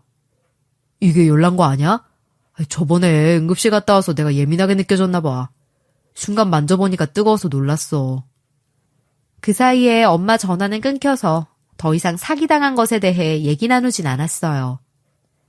뒤늦게 남편이 저랑 엄마를 속여서 300만 원을 뜯어간 걸 알게 된 거죠. 전 그것도 모르고 그 당시엔 남편이 알아서 수습한 줄 알았어요. 여기서 끝난 줄 아셨죠? 무려 3번째 사기가 저를 기다리고 있었어요. 회사에 있어야 할 남편이 허겁지겁 집으로 달려오더니 이런 말을 해댔거든요. 뭐야 당신? 당신 폰 고장났다며? 진짜로 그거 사기였어? 당신이 나한테 250만 원 보내달라고 했잖아. 남편이 이렇게 말해서 무슨 소리 하는 거냐고 따졌어요. 이 뒤에 남편 입에서 어떤 이야기가 나왔는지 아시나요? 일하고 있는데 모르는 번호로 전화가 온 거야. 받아보니 어떤 여자가 폰이 고장나서 돈을 빌려달래. 모르는 사람한테 폰 빌렸다며 지금 폰 급하게 사야 하니까 바로 계약할 수 있는 폰 모델과 폰 보험비, 보증금 250만 원을 보내달라고 했어. 남편은 그 여자가 저랑 목소리가 비슷했고 여보라고 해서 입금해줬대요. 3번째 사기를 당하니 저는 남편이랑 이혼이고 뭐고 남편의 지능이 의심됐어요. 설마 이 사람이 정상이 아닌가? 검색을 해보고 다른 사람한테 상담도 해보며 병원도 알아본 것 같아요. 하지만 아무리 사이가 안 좋은 부부라도 남편에게 지능이 낮은 것 같으니 검사받으러 가보자고 할 수는 없잖아요. 일단 이 고민을 엄마랑 나눠보려고 친정으로 향했어요. 집에 가자마자 엄마랑 밥을 먹으며 자초지종을 설명해줬어요. 그런데 엄마가 친구분 이야기를 해주시더라고요. 이서방 병원 좀 데리고 가봐라. 아무래도 경계성 지능 판정 받을 것 같다. 내 친구 아들도 이서방이랑 비슷하게 이상한 낌새가 있더라고. 편의점 알바할 때 카드 포인트 결제를 실수로 잘못해서 0 하나 더 붙이고 30만 원 결제시키는 바람에 사장한테 생돈 물려주고 잘렸대. 그리고 전단지 알바를 했는데 그것도 못해서 당일날 해고당했다고 하더라. 친구가 이런 아들이 너무 답답하다면서 나한테 부탁을 좀 했거든. 너도 막내 삼촌이 에어컨 달아주고 수리해주는 일 하는 거 알고 있지? 그 일을 알려달라고 하길래 네 삼촌한테 부탁했어. 그런데 삼촌이 친구 아들을 데리고 다니다가 엄마를 찾아왔다고 해요. 술 한잔 하자고 하더니 삼촌이 결국 이런 말까지 했다고 하네요.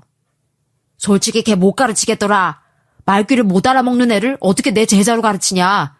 내일 물려주기도 아깝고 걔처럼 답답한 새끼는 진짜 많이 못 본 것 같아. 걔 인생이 너무 걱정돼서 술 한잔 사주면서 정신 차리고 살라고 집에 가라고 했다. 친구 엄마가 마지막 보루까지 썼는데 안 되니까 결국 아들이 지능이 부족하다고 인정했대요. 아들을 데리고 병원에 가봤더니 실제로 경계성 지능 판정을 받았다고 하고요. 엄마의 말을 쭉 들어보니까 남편을 이대로 두면 안 되겠더라고요. 친정에서 밥을 얻어먹고 나와서 바로 집으로 돌아가 퇴근한 남편에게 말했어요. 기분 나쁘지 않게 엄마가 알려준 병원에 가보자고 했더니 이런 막말을 하는 거 있죠? 어쩐지 그동안 날 무시하더라. 나를 그런 놈이라 생각한 거지? 아니면 이런 식으로 이혼해서 돈이라도 뜯어내려고 한 거냐? 그래, 그럼 우리 엄마한테 가서 물어보자. 우리 엄마가 알면 아주 좋아하겠다. 남편이 시어머니한테 전화해서 자기를 띨띨한 놈 취급했다며 노발대발하더군요. 불행히도 시모는 차 타면 10분 거리에 살았어요. 그래서 어머님이 10분 안에 와서 제 머리채를 잡으며 소리쳤죠. 네가 감히 우리 아들을 똘추 취급해? 우리 아들이 어떤 놈인데? 지능이 부족하면 회사 붙었겠어? 회사 다니고 있겠냐고? 생각을 해라 이거사. 그렇게 우리 아들이랑 이혼하고 싶어? 어? 저도 가만히 있지 않고 시어머니 머리채를 잡으며 윽박질렀어요. 그럼 내가 똘추 취급 안 하겠어요? 어떤 성인 남자가 사기를 몇 번씩이나 당하고 와요? 어머님 생각을 해봐요. 손 놓으라고요? 어머님부터 놓으면 놓을게요. 그때 뒤늦게 들어온 시누이가 어머님을 뜯어말렸어요. 시어머니 보고 진정하라며 역정을 내더니 시모랑 남편을 잡아 끌어서 현관문 쪽에 내몰며 말했죠. 오빠, 일단 엄마 모시고 밖에 나갔다 와. 차 한 잔이라도 하고 오라고. 엄마 고혈압 있는 거 알지? 괜히 화 부추기지 말고 진정시키고 와. 또 나가서 우리 언니 뒷담하다가 엄마 쓰러지면 오빠 때문이야. 시모랑 남편이 신우한테 떠밀려서 쫓겨나가다시피 집을 빠져나갔어요. 순식간에 고요해진 집안에서 신우이가 한숨을 푹 쉬며 얘기하더라고요. 언니, 미안해요. 사실 말 못한 게 있는데 우리 오빠 경계성 지능 맞아요. 어렸을 때 IQ 검사 다 하잖아요. 그때 경계성 지능 판정 받아서 엄마도 불려갔어요. 오빠가 다음날 학교도 빠지고 병원에 가더라고요. 거기서 다시 검사 받았는데 결국 지능이 73인가 75인가 나왔을 거예요. 지능이 아예 모자란 건 아닌데 아예 정상도 아닌 뭐 그 중간에 있는 거라고 생각하시면 돼요. 그러면서 제게 고생한다며 돈을 쥐어주며 말했어요. 하필이면 언니 같은 사람이 우리 집안으로 시집와서 이게 무슨 난리예요. 나도 오빠만 편드는 엄마 밑에서 쭉 살아와서 그 기분 잘 알아요. 엄마가 이랬다고 이혼 얘기 꺼내지 말고 사기당한 것부터 어떻게든 수습해봐요. 터무니없이 적은 돈이긴 한데 내가 이렇게 부탁할게요. 신우도 없는 살림인데도 불구하고 몇십만 원 쥐어주더군요. 신우가 결혼할 남자랑 동거를 하고 있었는데 돈이 없어서 결혼식을 못 올리고 있었어요. 그러다 덜컥 임신이 돼서 딸을 낳았는데 아기가 열병을 잘못 알아서 귀가 안 들리나 봐요. 그 사이에 예비 서방님은 보증 잘못 썼다가 집안이 쫄딱 망했고요. 신우가 그 뒤로 단칸방에서 살며 일을 해보려고 했지만 시어머니가 이런 말로 애도 안 봐줬대요. 딸 낳았다며? 필요도 없는 거 낳아놓고 무슨 애를 봐달래? 아들 하나 더 낳아라. 그럼 딸은 덤으로 봐줄게. 신우는 귀가 안 들리는 시조카를 혼자서 키울 자신이 없어서 이혼도 못하고 있었어요. 저도 우리 아들이 불쌍해서 이혼을 고민하고 있었는데 신우가 꼭 저같이 보이더라고요. 저보다 몇 배는 힘든 신우가 이러니 참고 살아본다고 했어요. 이게 마지막이에요. 나 여기서 남편 선 넘고 그러면 바로 이혼할 거예요. 아가씨도 답답하게 애 때문에 이혼 고민하지 말고 아니다 싶으면 얼른 갈라서요. 언제까지 그러고 살 거야. 신우가 자기 오빠가 또 선 넘으면 자기도 이혼 안 말릴 거라면서 이렇게 말했어요. 저 곧 결혼하는 거 아시잖아요. 언니도 없으면 저 누구 믿고 결혼해요. 의지할 사람 하나도 없어요. 저도 언니랑 똑같은 것 같아요. 사기당한 남편 놈이나 나한테 무관심한 엄마나 남편 놈 편드는 시모까지. 전부 다 제 편이 아니에요. 이날 우는 신우의 모습이 꼭 저를 보는 것 같아서 가슴이 찢어질 것 같았어요. 하지만 신우 때문에 이혼을 안 한다는 게 말이 되나요? 저도 슬슬 남편이랑 갈라설 준비를 하고 있었죠. 이혼 서류도 따로 구비해두고 변호사도 알아보며 조금이라도 남편이 엇나가면 이혼 얘기를 꺼낼 준비를 하고 있었어요. 그런데 저도 모르는 사이에 남편과 시모 때문에 스트레스가 너무 쌓였는지 밤에 잠이 안 오더라고요. 한참을 뒤척거리다가 걱정에 빠져 있으면 해가 뜨는 모습을 보는 날이 많아지고 있었어요. 그런 와중에 친정 아빠한테 전화가 오더군요.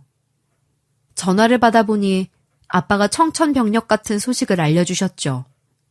너희 엄마가 교통사고로 돌아가셨으니까 병원으로 얼른 와라.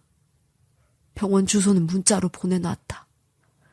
서둘러 아빠가 알려준 주소로 택시를 타고 가보니 병원이 보였어요.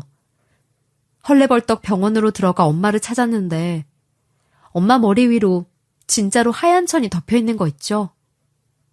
너무 갑작스럽게 돌아가셔서 그런지 충격에 손발이 떨렸어요. 아빠가 뭐라고 하셨는데 그 목소리가 들리지도 않고 눈앞이 새하얘지더니 갑자기 정신을 잃고 말았는데요.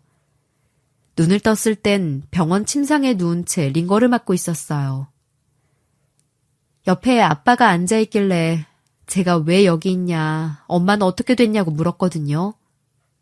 그런데 아빠가 고개를 숙이며 말씀하셨어요.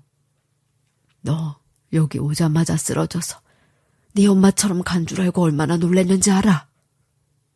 다행히 의사가 충격으로 쓰러지면서 그동안 못 잔 잠을 자는 것 같다고 하더라. 너네 엄마는 이미 장례식 하고 있어. 동열이가 상주로 있으니까 걱정하지 마라. 동열이는 저희 집안 장남으로 첫째 오빠였어요. 오빠한테 전화해서 진짜로 엄마 장례식 하고 있는 거냐고 물으며 얼마나 울었는지 몰라요. 엄마가 어떻게 이렇게 갈 수 있냐 통곡하니 정신이 차츰 들더라고요. 주변을 둘러보니 남편이 없어서 오빠한테 장례식장에 남편이 있냐고 물었어요. 그런데 남편이 우리 엄마 장례식장에 오지도 않았대요. 바로 오빠 전화를 끊고 남편한테 전화해봤는데요. 남편이 여보세요 하길래 바로 엄마 장례식에 대해 물어봤어요. 당신 지금 어디야? 우리 엄마 돌아가신 거 전에 들었어? 그런데 왜 장례식장에도 없고 내 옆에도 없는 거야? 제가 울먹거리면서 묻는데 남편 입에서 말도 안 되는 대꾸가 돌아왔어요. 장인어른께 장모님 돌아가신 거 전부 다 전달받았어. 장모님 장례식장은 곧 갈 거니까 걱정하지 마. 나도 바빠서 못 간 거니까 재촉하지 말라고. 정신 차렸으면 당신 먼저 가 있어. 남편은 엄마가 돌아가신 것도 제가 쓰러진 것도 다 알고 있었어요. 그래서 제가 도대체 어디길래 우리 엄마 장례식장에 안 간 거냐고 소리를 질렀어요. 바로 그때 시어머니 목소리가 들리는 거 있죠? 충하나, 우리 미애 곧 신부 입장한다고 하더라. 얼른 와라. 미혜는 신우의 이름이었어요. 이 말을 들은 순간 얼른 달력을 확인해 봤는데요. 오늘이 신우의 결혼식 날이더라고요. 일단 서둘러 간호사 선생님을 불러 링거를 뽑고 병원 수납을 한 뒤에 엄마 장례식장으로 향했어요. 얼마 뒤에 남편이 엄마 장례식장에 왔길래 남편을 밖으로 끌고 나와서 뭐라고 했어요. 신우의 결혼식 미루거나 나한테 말이라도 해주고 가야 하는 거 아니야? 아님 당신이라도 안 간다고 해야지. 시어머니는 꼭 가야 하는 거 이해해. 그런데 당신은 안 가도 되는 자리였잖아. 축의금이라도 보내주고 끝내면 되는 걸. 기어코 가버리는 건 또 뭐 하는 짓이야? 그런데 남편이 저한테 이런 말을 해버리더군요. 왔으면 된 거잖아. 그럼 동생 결혼식을 가지 말라고? 당신 그게 말이 된다고 생각해? 그리고 장례식 간 다음에 결혼식에 가게 되면 어쩌려고? 우리 동생 이혼당하면 당신이 책임질 거야? 아무리 그래도 당신 사기친 거 도와준 우리 엄마인데 장례식장 자리도 안 지키고 뭐 하는 짓이냐고 악다구니를 썼어요. 이혼 얘기를 꺼내려는데 얼마 지나지 않아 저 멀리서 신우이가 달려오더니 사정하듯이 말했죠. 언니, 나 신혼여행 안 가고 왔어요. 미안해요, 언니. 오빠한테 내가 오지 말라고 했는데 와버렸어. 결혼식 날짜도 미루려고 했는데 위약금이 어마무시하게 들더라고. 돈이 없어서 내가 미안해. 내가 이렇게 사과할게. 신우이가 싹싹 빌면서 화풀라고 하는 바람에 저절로 화가 수그러들었어요. 그저 왜 이제야 말했냐, 그냥 미리 말해주지 그랬냐, 궁시렁거릴 수밖에 없었죠. 신우이가 시댁 문제 때문에 그랬다고 하는데 저랑 같은 아픔을 겪는 사람이라 뭐라 하기도 애매했어요. 그저 한숨을 쉬며 됐다, 시댁 식구들한테 뭘 기대하냐 말하고 자리로 돌아가는데 신우가 장례식이 끝날 때까지 제 곁에 있겠대요. 제가 신혼여행 가고 싶지 않아? 이제 얼굴 봤으니 가. 우리 엄마도 이해해 줄 거야. 라고 말하는데도 신우이가 그깟 신혼여행 안 가도 돼요. 언니가 힘들고 속상해하는데 어떻게 가? 이러는 거예요. 전 이런 신우한테 감동받아 눈물이 왈칵 쏟아지고 말았어요. 이렇게 저는 신우이를 불쌍하게 생각하고 저랑 처지가 비슷한 사람이라고 여기고 있었어요. 알게 모르게 공감하고 의지하고 있었던 거죠. 그런데 모든 게 신우의 연기였어요. 저는 엄마 장례식이 끝날 때까지 아무것도 모르고 있었는데요. 신우의 정체를 알게 된 날은 친정아빠가 저를 찾아온 날이었어요. 무슨 일로 오셨냐 물어보니 아빠가 이런 말씀을 하셨죠. 너희 엄마가 지내던 집 처분하고 고향으로 내려가고 싶다. 그 사람 흔적이 남아있는 집에서 지내기 너무 힘들어졌어. 혼자 살면 뭐하냐. 청주에 살고 있는 니네 할머니라도 모시고 살아야지. 아빠가 이리 말씀하시면서 이사를 도와달라고 하시길래 업체를 부르기 전에 얼추 정리하려고 친정집을 찾아갔어요. 그런데 친정집 앞에 이삿짐 센터 차가 보이더라고요. 아빠가 부른 거냐고 물어보니 아니래요. 그럼 누가 부른 거지 싶더군요. 아빠랑 제가 친정집에 들어가니 남편이랑 신우이가 떡하니 보여서 설마 싶었어요. 그때 직원들이 같이 들어오면서 남편한테 이런 말을 했어요. 형님, 어디서부터 어디까지 치울까요? 친정집에 들어온 직원 낯이 익더군요. 저희 집에 자주 찾아와서 술 한잔 기울이던 남편의 친한 동생이었어요. 술상 얻어먹을 때는 언제고 저한테 아는 척도 안 하고 남편이 이리 말하는 것만 듣는 거 있죠? 여기 얘 신혼집으로 쓰게 내일 혼수용품들 들어온다고 하니 장모 물건들은 싹 다 치워라. 남편의 친한 동생이 알겠다고 하더니 나머지 직원들한테 이리저리 지시를 내렸어요. 친정엄마 유산인 친정집을 겁도 없이 건들다니 제가 얼른 막으면 뭐하는 짓이냐고 소리쳤죠. 이런 저를 보고 남편이 얼굴색 하나 안 바꾸고 뭐라고 했는지 아시나요? 뭐하고 있긴. 장모님 물건 버리고 있지. 이거 평생 안고 있을 거야. 어차피 버릴 물건이니까 내가 버려주는 거 아니야. 그리고 이 집 우리 동생 주자. 안 그래도 당신 우리 신우 거리며 끔찍하게 생각했었잖아. 전 이런 남편의 망언에 참지 않고 소리를 질러댔어요. 당신 드디어 미친 거야? 당신이 뭔데 우리 엄마 물건을 멋대로 버리고 처리하려고 그래? 그리고 어차피 버릴 물건이라고? 이 집 안에 버릴 놈은 너 하나밖에 없다! 제가 남편 멱살을 잡고 안아주니까 남편도 같이 고함을 질렀어요. 뭐? 내가 버릴 놈이라고? 그건 너 아냐? 네가 뭐가 그렇게 잘났는데 이혼하겠다고 난리야? 그래, 이혼하자. 어디 한번 잘 사나 보게. 이혼해보자고. 남편이 제가 이혼 서류를 가지고 있는 걸 알고 있었나 봐요. 숨겨놓은 걸 찾아내서 사인까지 했는지 그 서류를 제 얼굴에 획 던져댔어요. 남편 머리채를 잡으려던 그때 갑자기 시어머니가 나타나 사진 한 장을 보여주며 윽박질렀어요. 너 이거 뭐야? 인연이랑 도대체 뭘 하는 거야? 사진 속에는 남편이 시모 나이 또래로 보이는 여자랑 팔짱을 끼고 있더군요. 제가 남편 대신 깜짝 놀라 사진을 빼앗아 가서 보고 있으니 어머님이 이런 말을 해댔어요. 그동안 모자란 놈인 척 사기당했다고 설치더니 인연 때문에 그런 거였냐? 인연한테 돈 주려고 내 가족들이랑 처가 식구들한테 그렇게 신세진 거였냐고! 너는 인연이 누구인지는 알고 있어? 인연 내 친구였어. 그것도 내 남편 꼬셔서 이혼시킨 거였다고!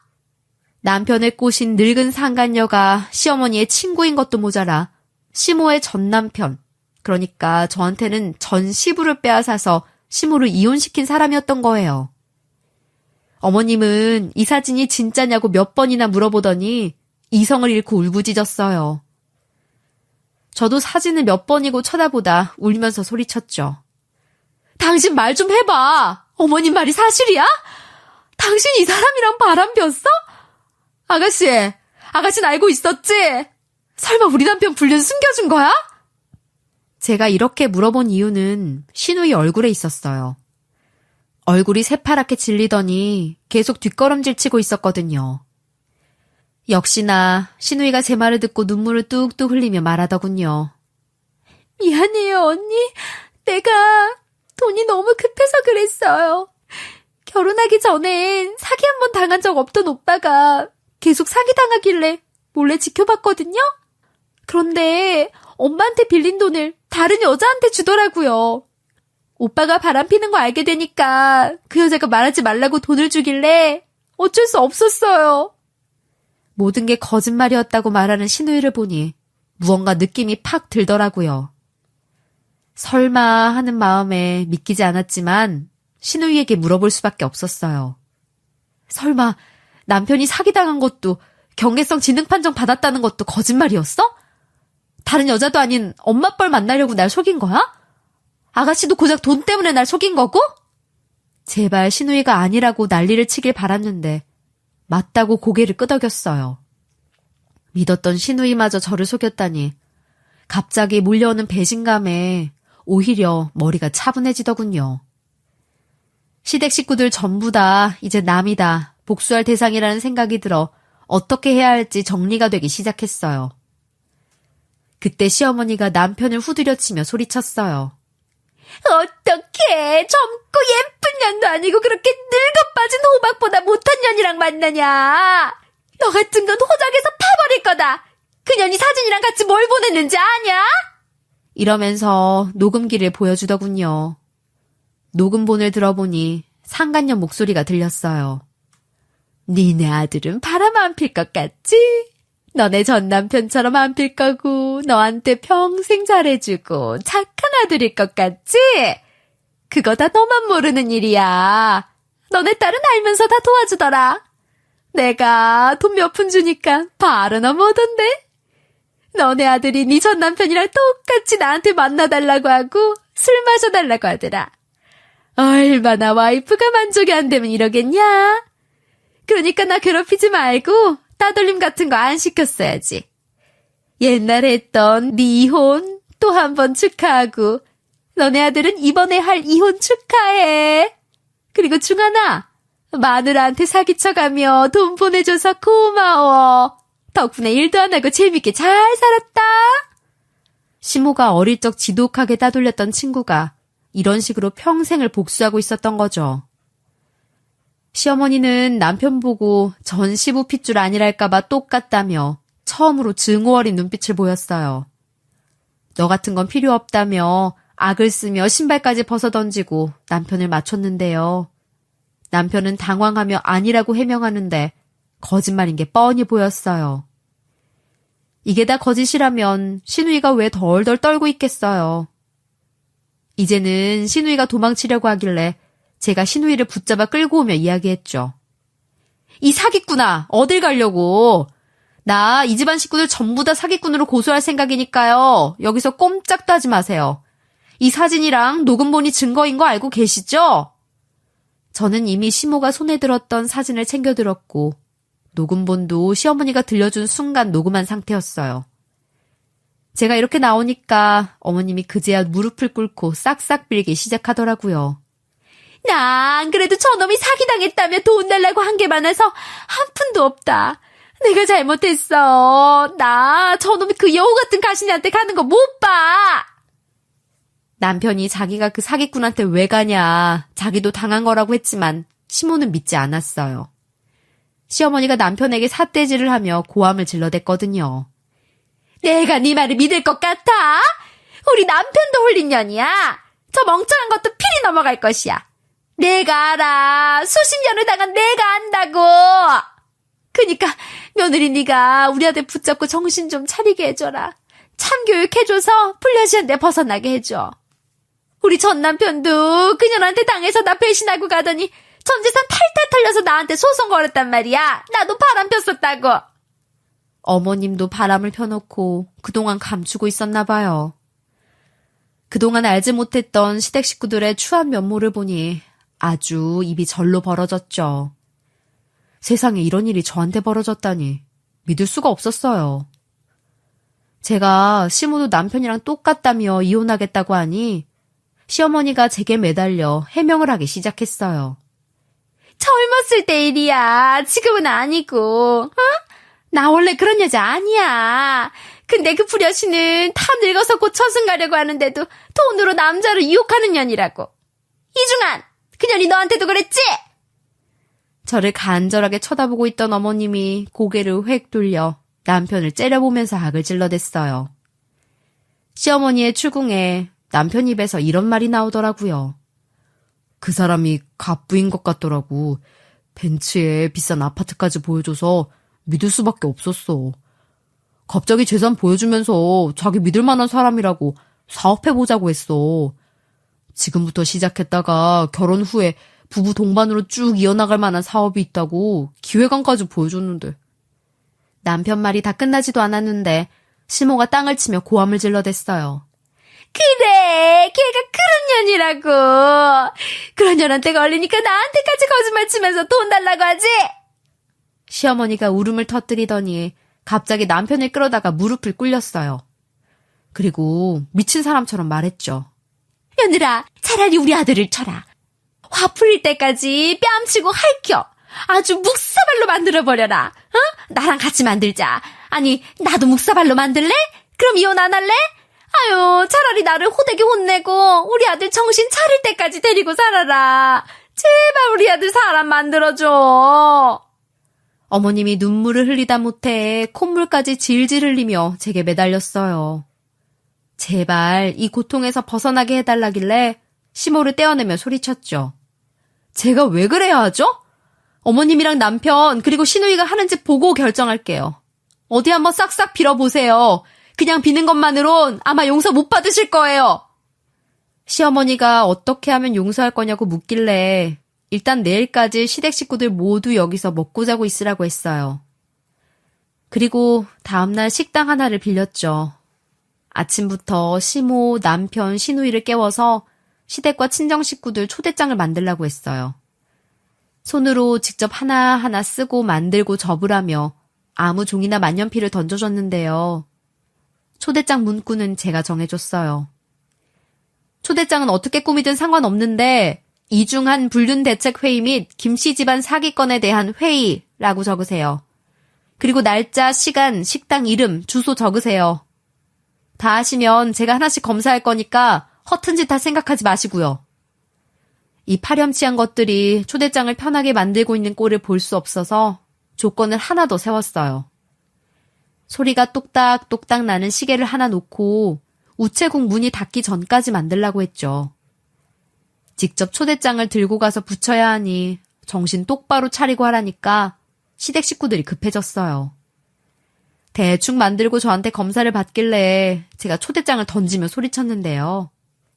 글씨 똑바로 쓰세요. 어르신들 눈 잘 안 보이니까 크게 쓰시고요. 이것도 제대로 못하시면 어쩌자는 거예요. 이중한 불륜대책회의라고 적으라고 했잖아요. 왜 그건 쏙 빼고 적었어요? 이런 식으로 명령 내리고 다시 쓰라고 조정했어요. 10몇 개나 되는 초대장을 하나씩 적어가며 만들더니 겨우 저한테 통과받아서 우체국까지 들고 헐레벌떡 달려가더라고요. 시댁 식구들 모두 숨을 헐떡이며 집으로 돌아왔길래 이렇게 말해줬어요. 여기서 끝난 줄 아셨죠? 시댁 식구들, 친정 식구들 모두 초대장 받고 식당으로 모일 때까지 어디도 못 가니까 그렇게 아세요. 그동안 집안일이나 열심히 하세요. 혹시 몰라요? 제가 마음이 바뀔지? 제 말을 듣고 시모, 남편, 시누이가 나서서 알아서 청소하고 빨래하더라고요. 그렇게 이틀이 지났어요. 이틀 후 초대장을 받은 시댁 식구들과 친정 식구들한테 전화가 왔어요. 특히 시할머니께서 격분하며 어머님을 바꿔달라더니 이렇게 호통치셨어요. 불륜이랑 사기는 또 뭐야?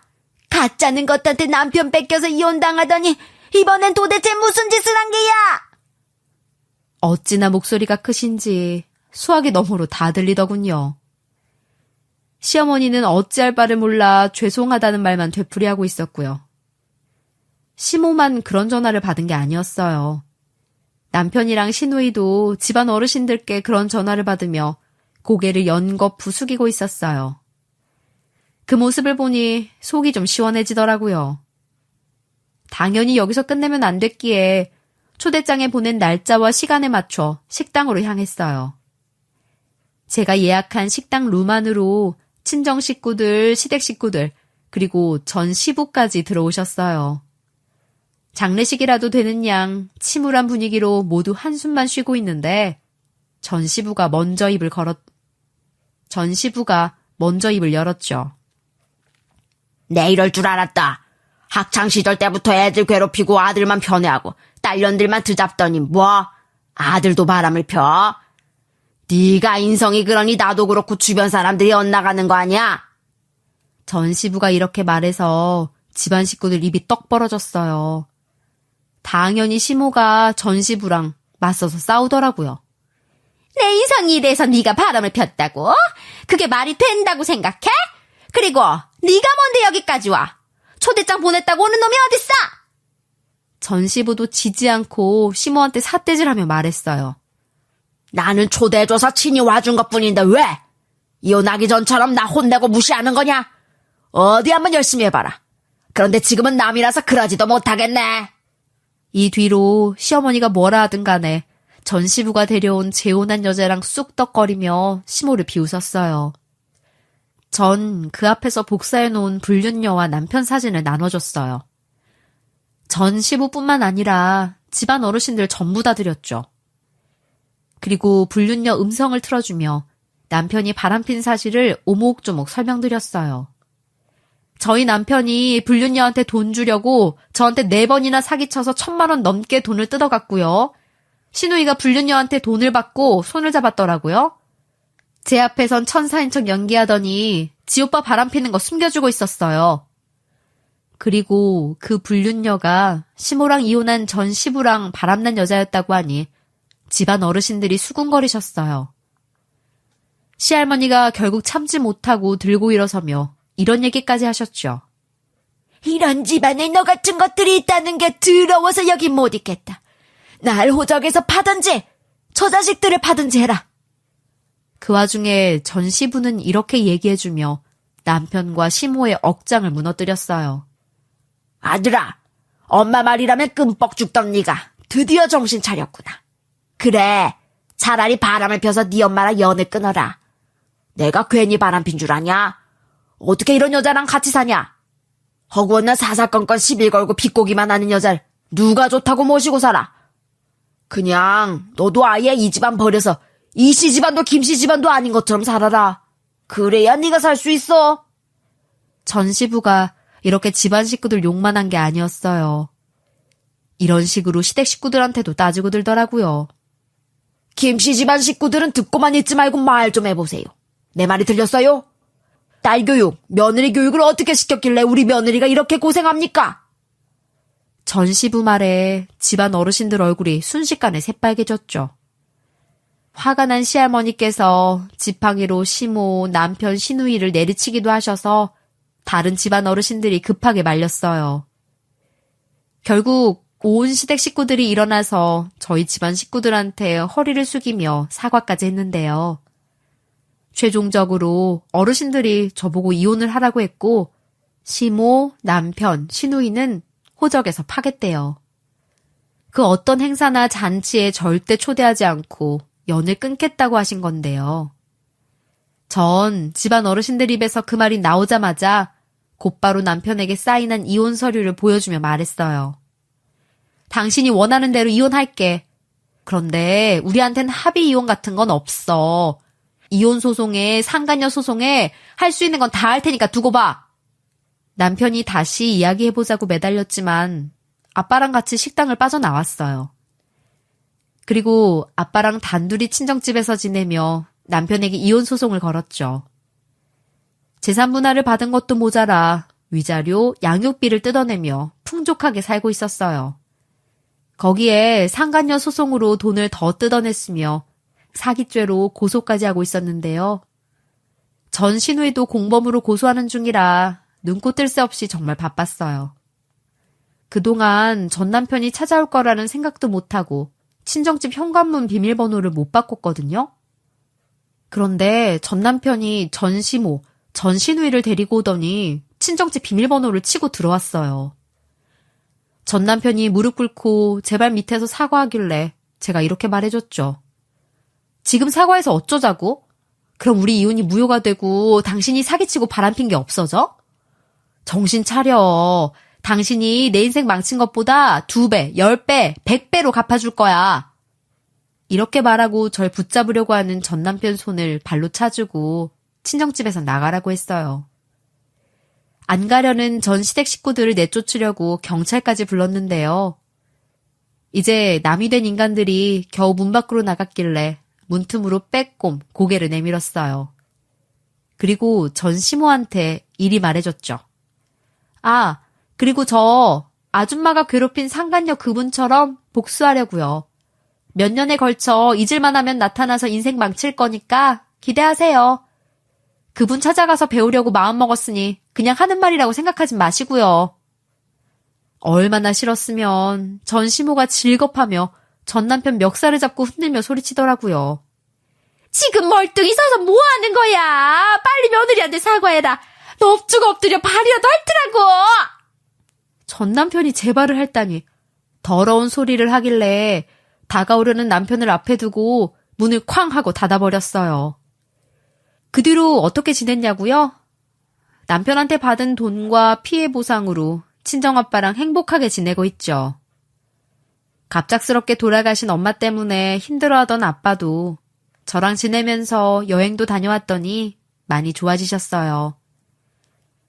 엄마랑 갔던 여행지나 엄마가 가고 싶어 했던 여행지를 가며 엄마를 보내주는 시간을 가졌거든요. 저도 다행히 아빠랑 같이 엄마를 떠나보낼 수 있게 됐어요.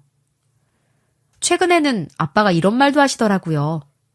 남자 새끼들은 다 똑같다. 이왕 이렇게 된 거 시집가지 말고 아빠랑 평생 살자. 그래서 저도 재혼 안 하고 평생 아빠 모시고 살려고요. 요즘 시대에 꼭 결혼해야 하나요? 한 번 했으면 됐지 2번은 안 해도 된다고 생각해요. 여러분도 저처럼 아픈 상처가 있으시면 새로운 가정 꾸리려고 애쓰지 마세요. 주변 사람들 지키고 돌봐가며 남은 인생 즐기면서 살면 되죠. 좋은 사람 만났으면 자연스럽게 재혼해도 되지만 힘들게 가정 꾸렸다가 또 실패하면 안 되잖아요. 무리한다고 사람 인연이 이어지나요? 전 열심히 제 인생 살다가 좋은 사람 생기면 재혼하고 아니면 평생 친정 아빠랑 살 생각입니다. 여기까지 제 사연 들어주셔서 감사하고요. 저처럼 힘든 일 겪지 마시고 화목하고 좋은 가정 유지하셔서 행복한 노후 누리시길 바랄게요.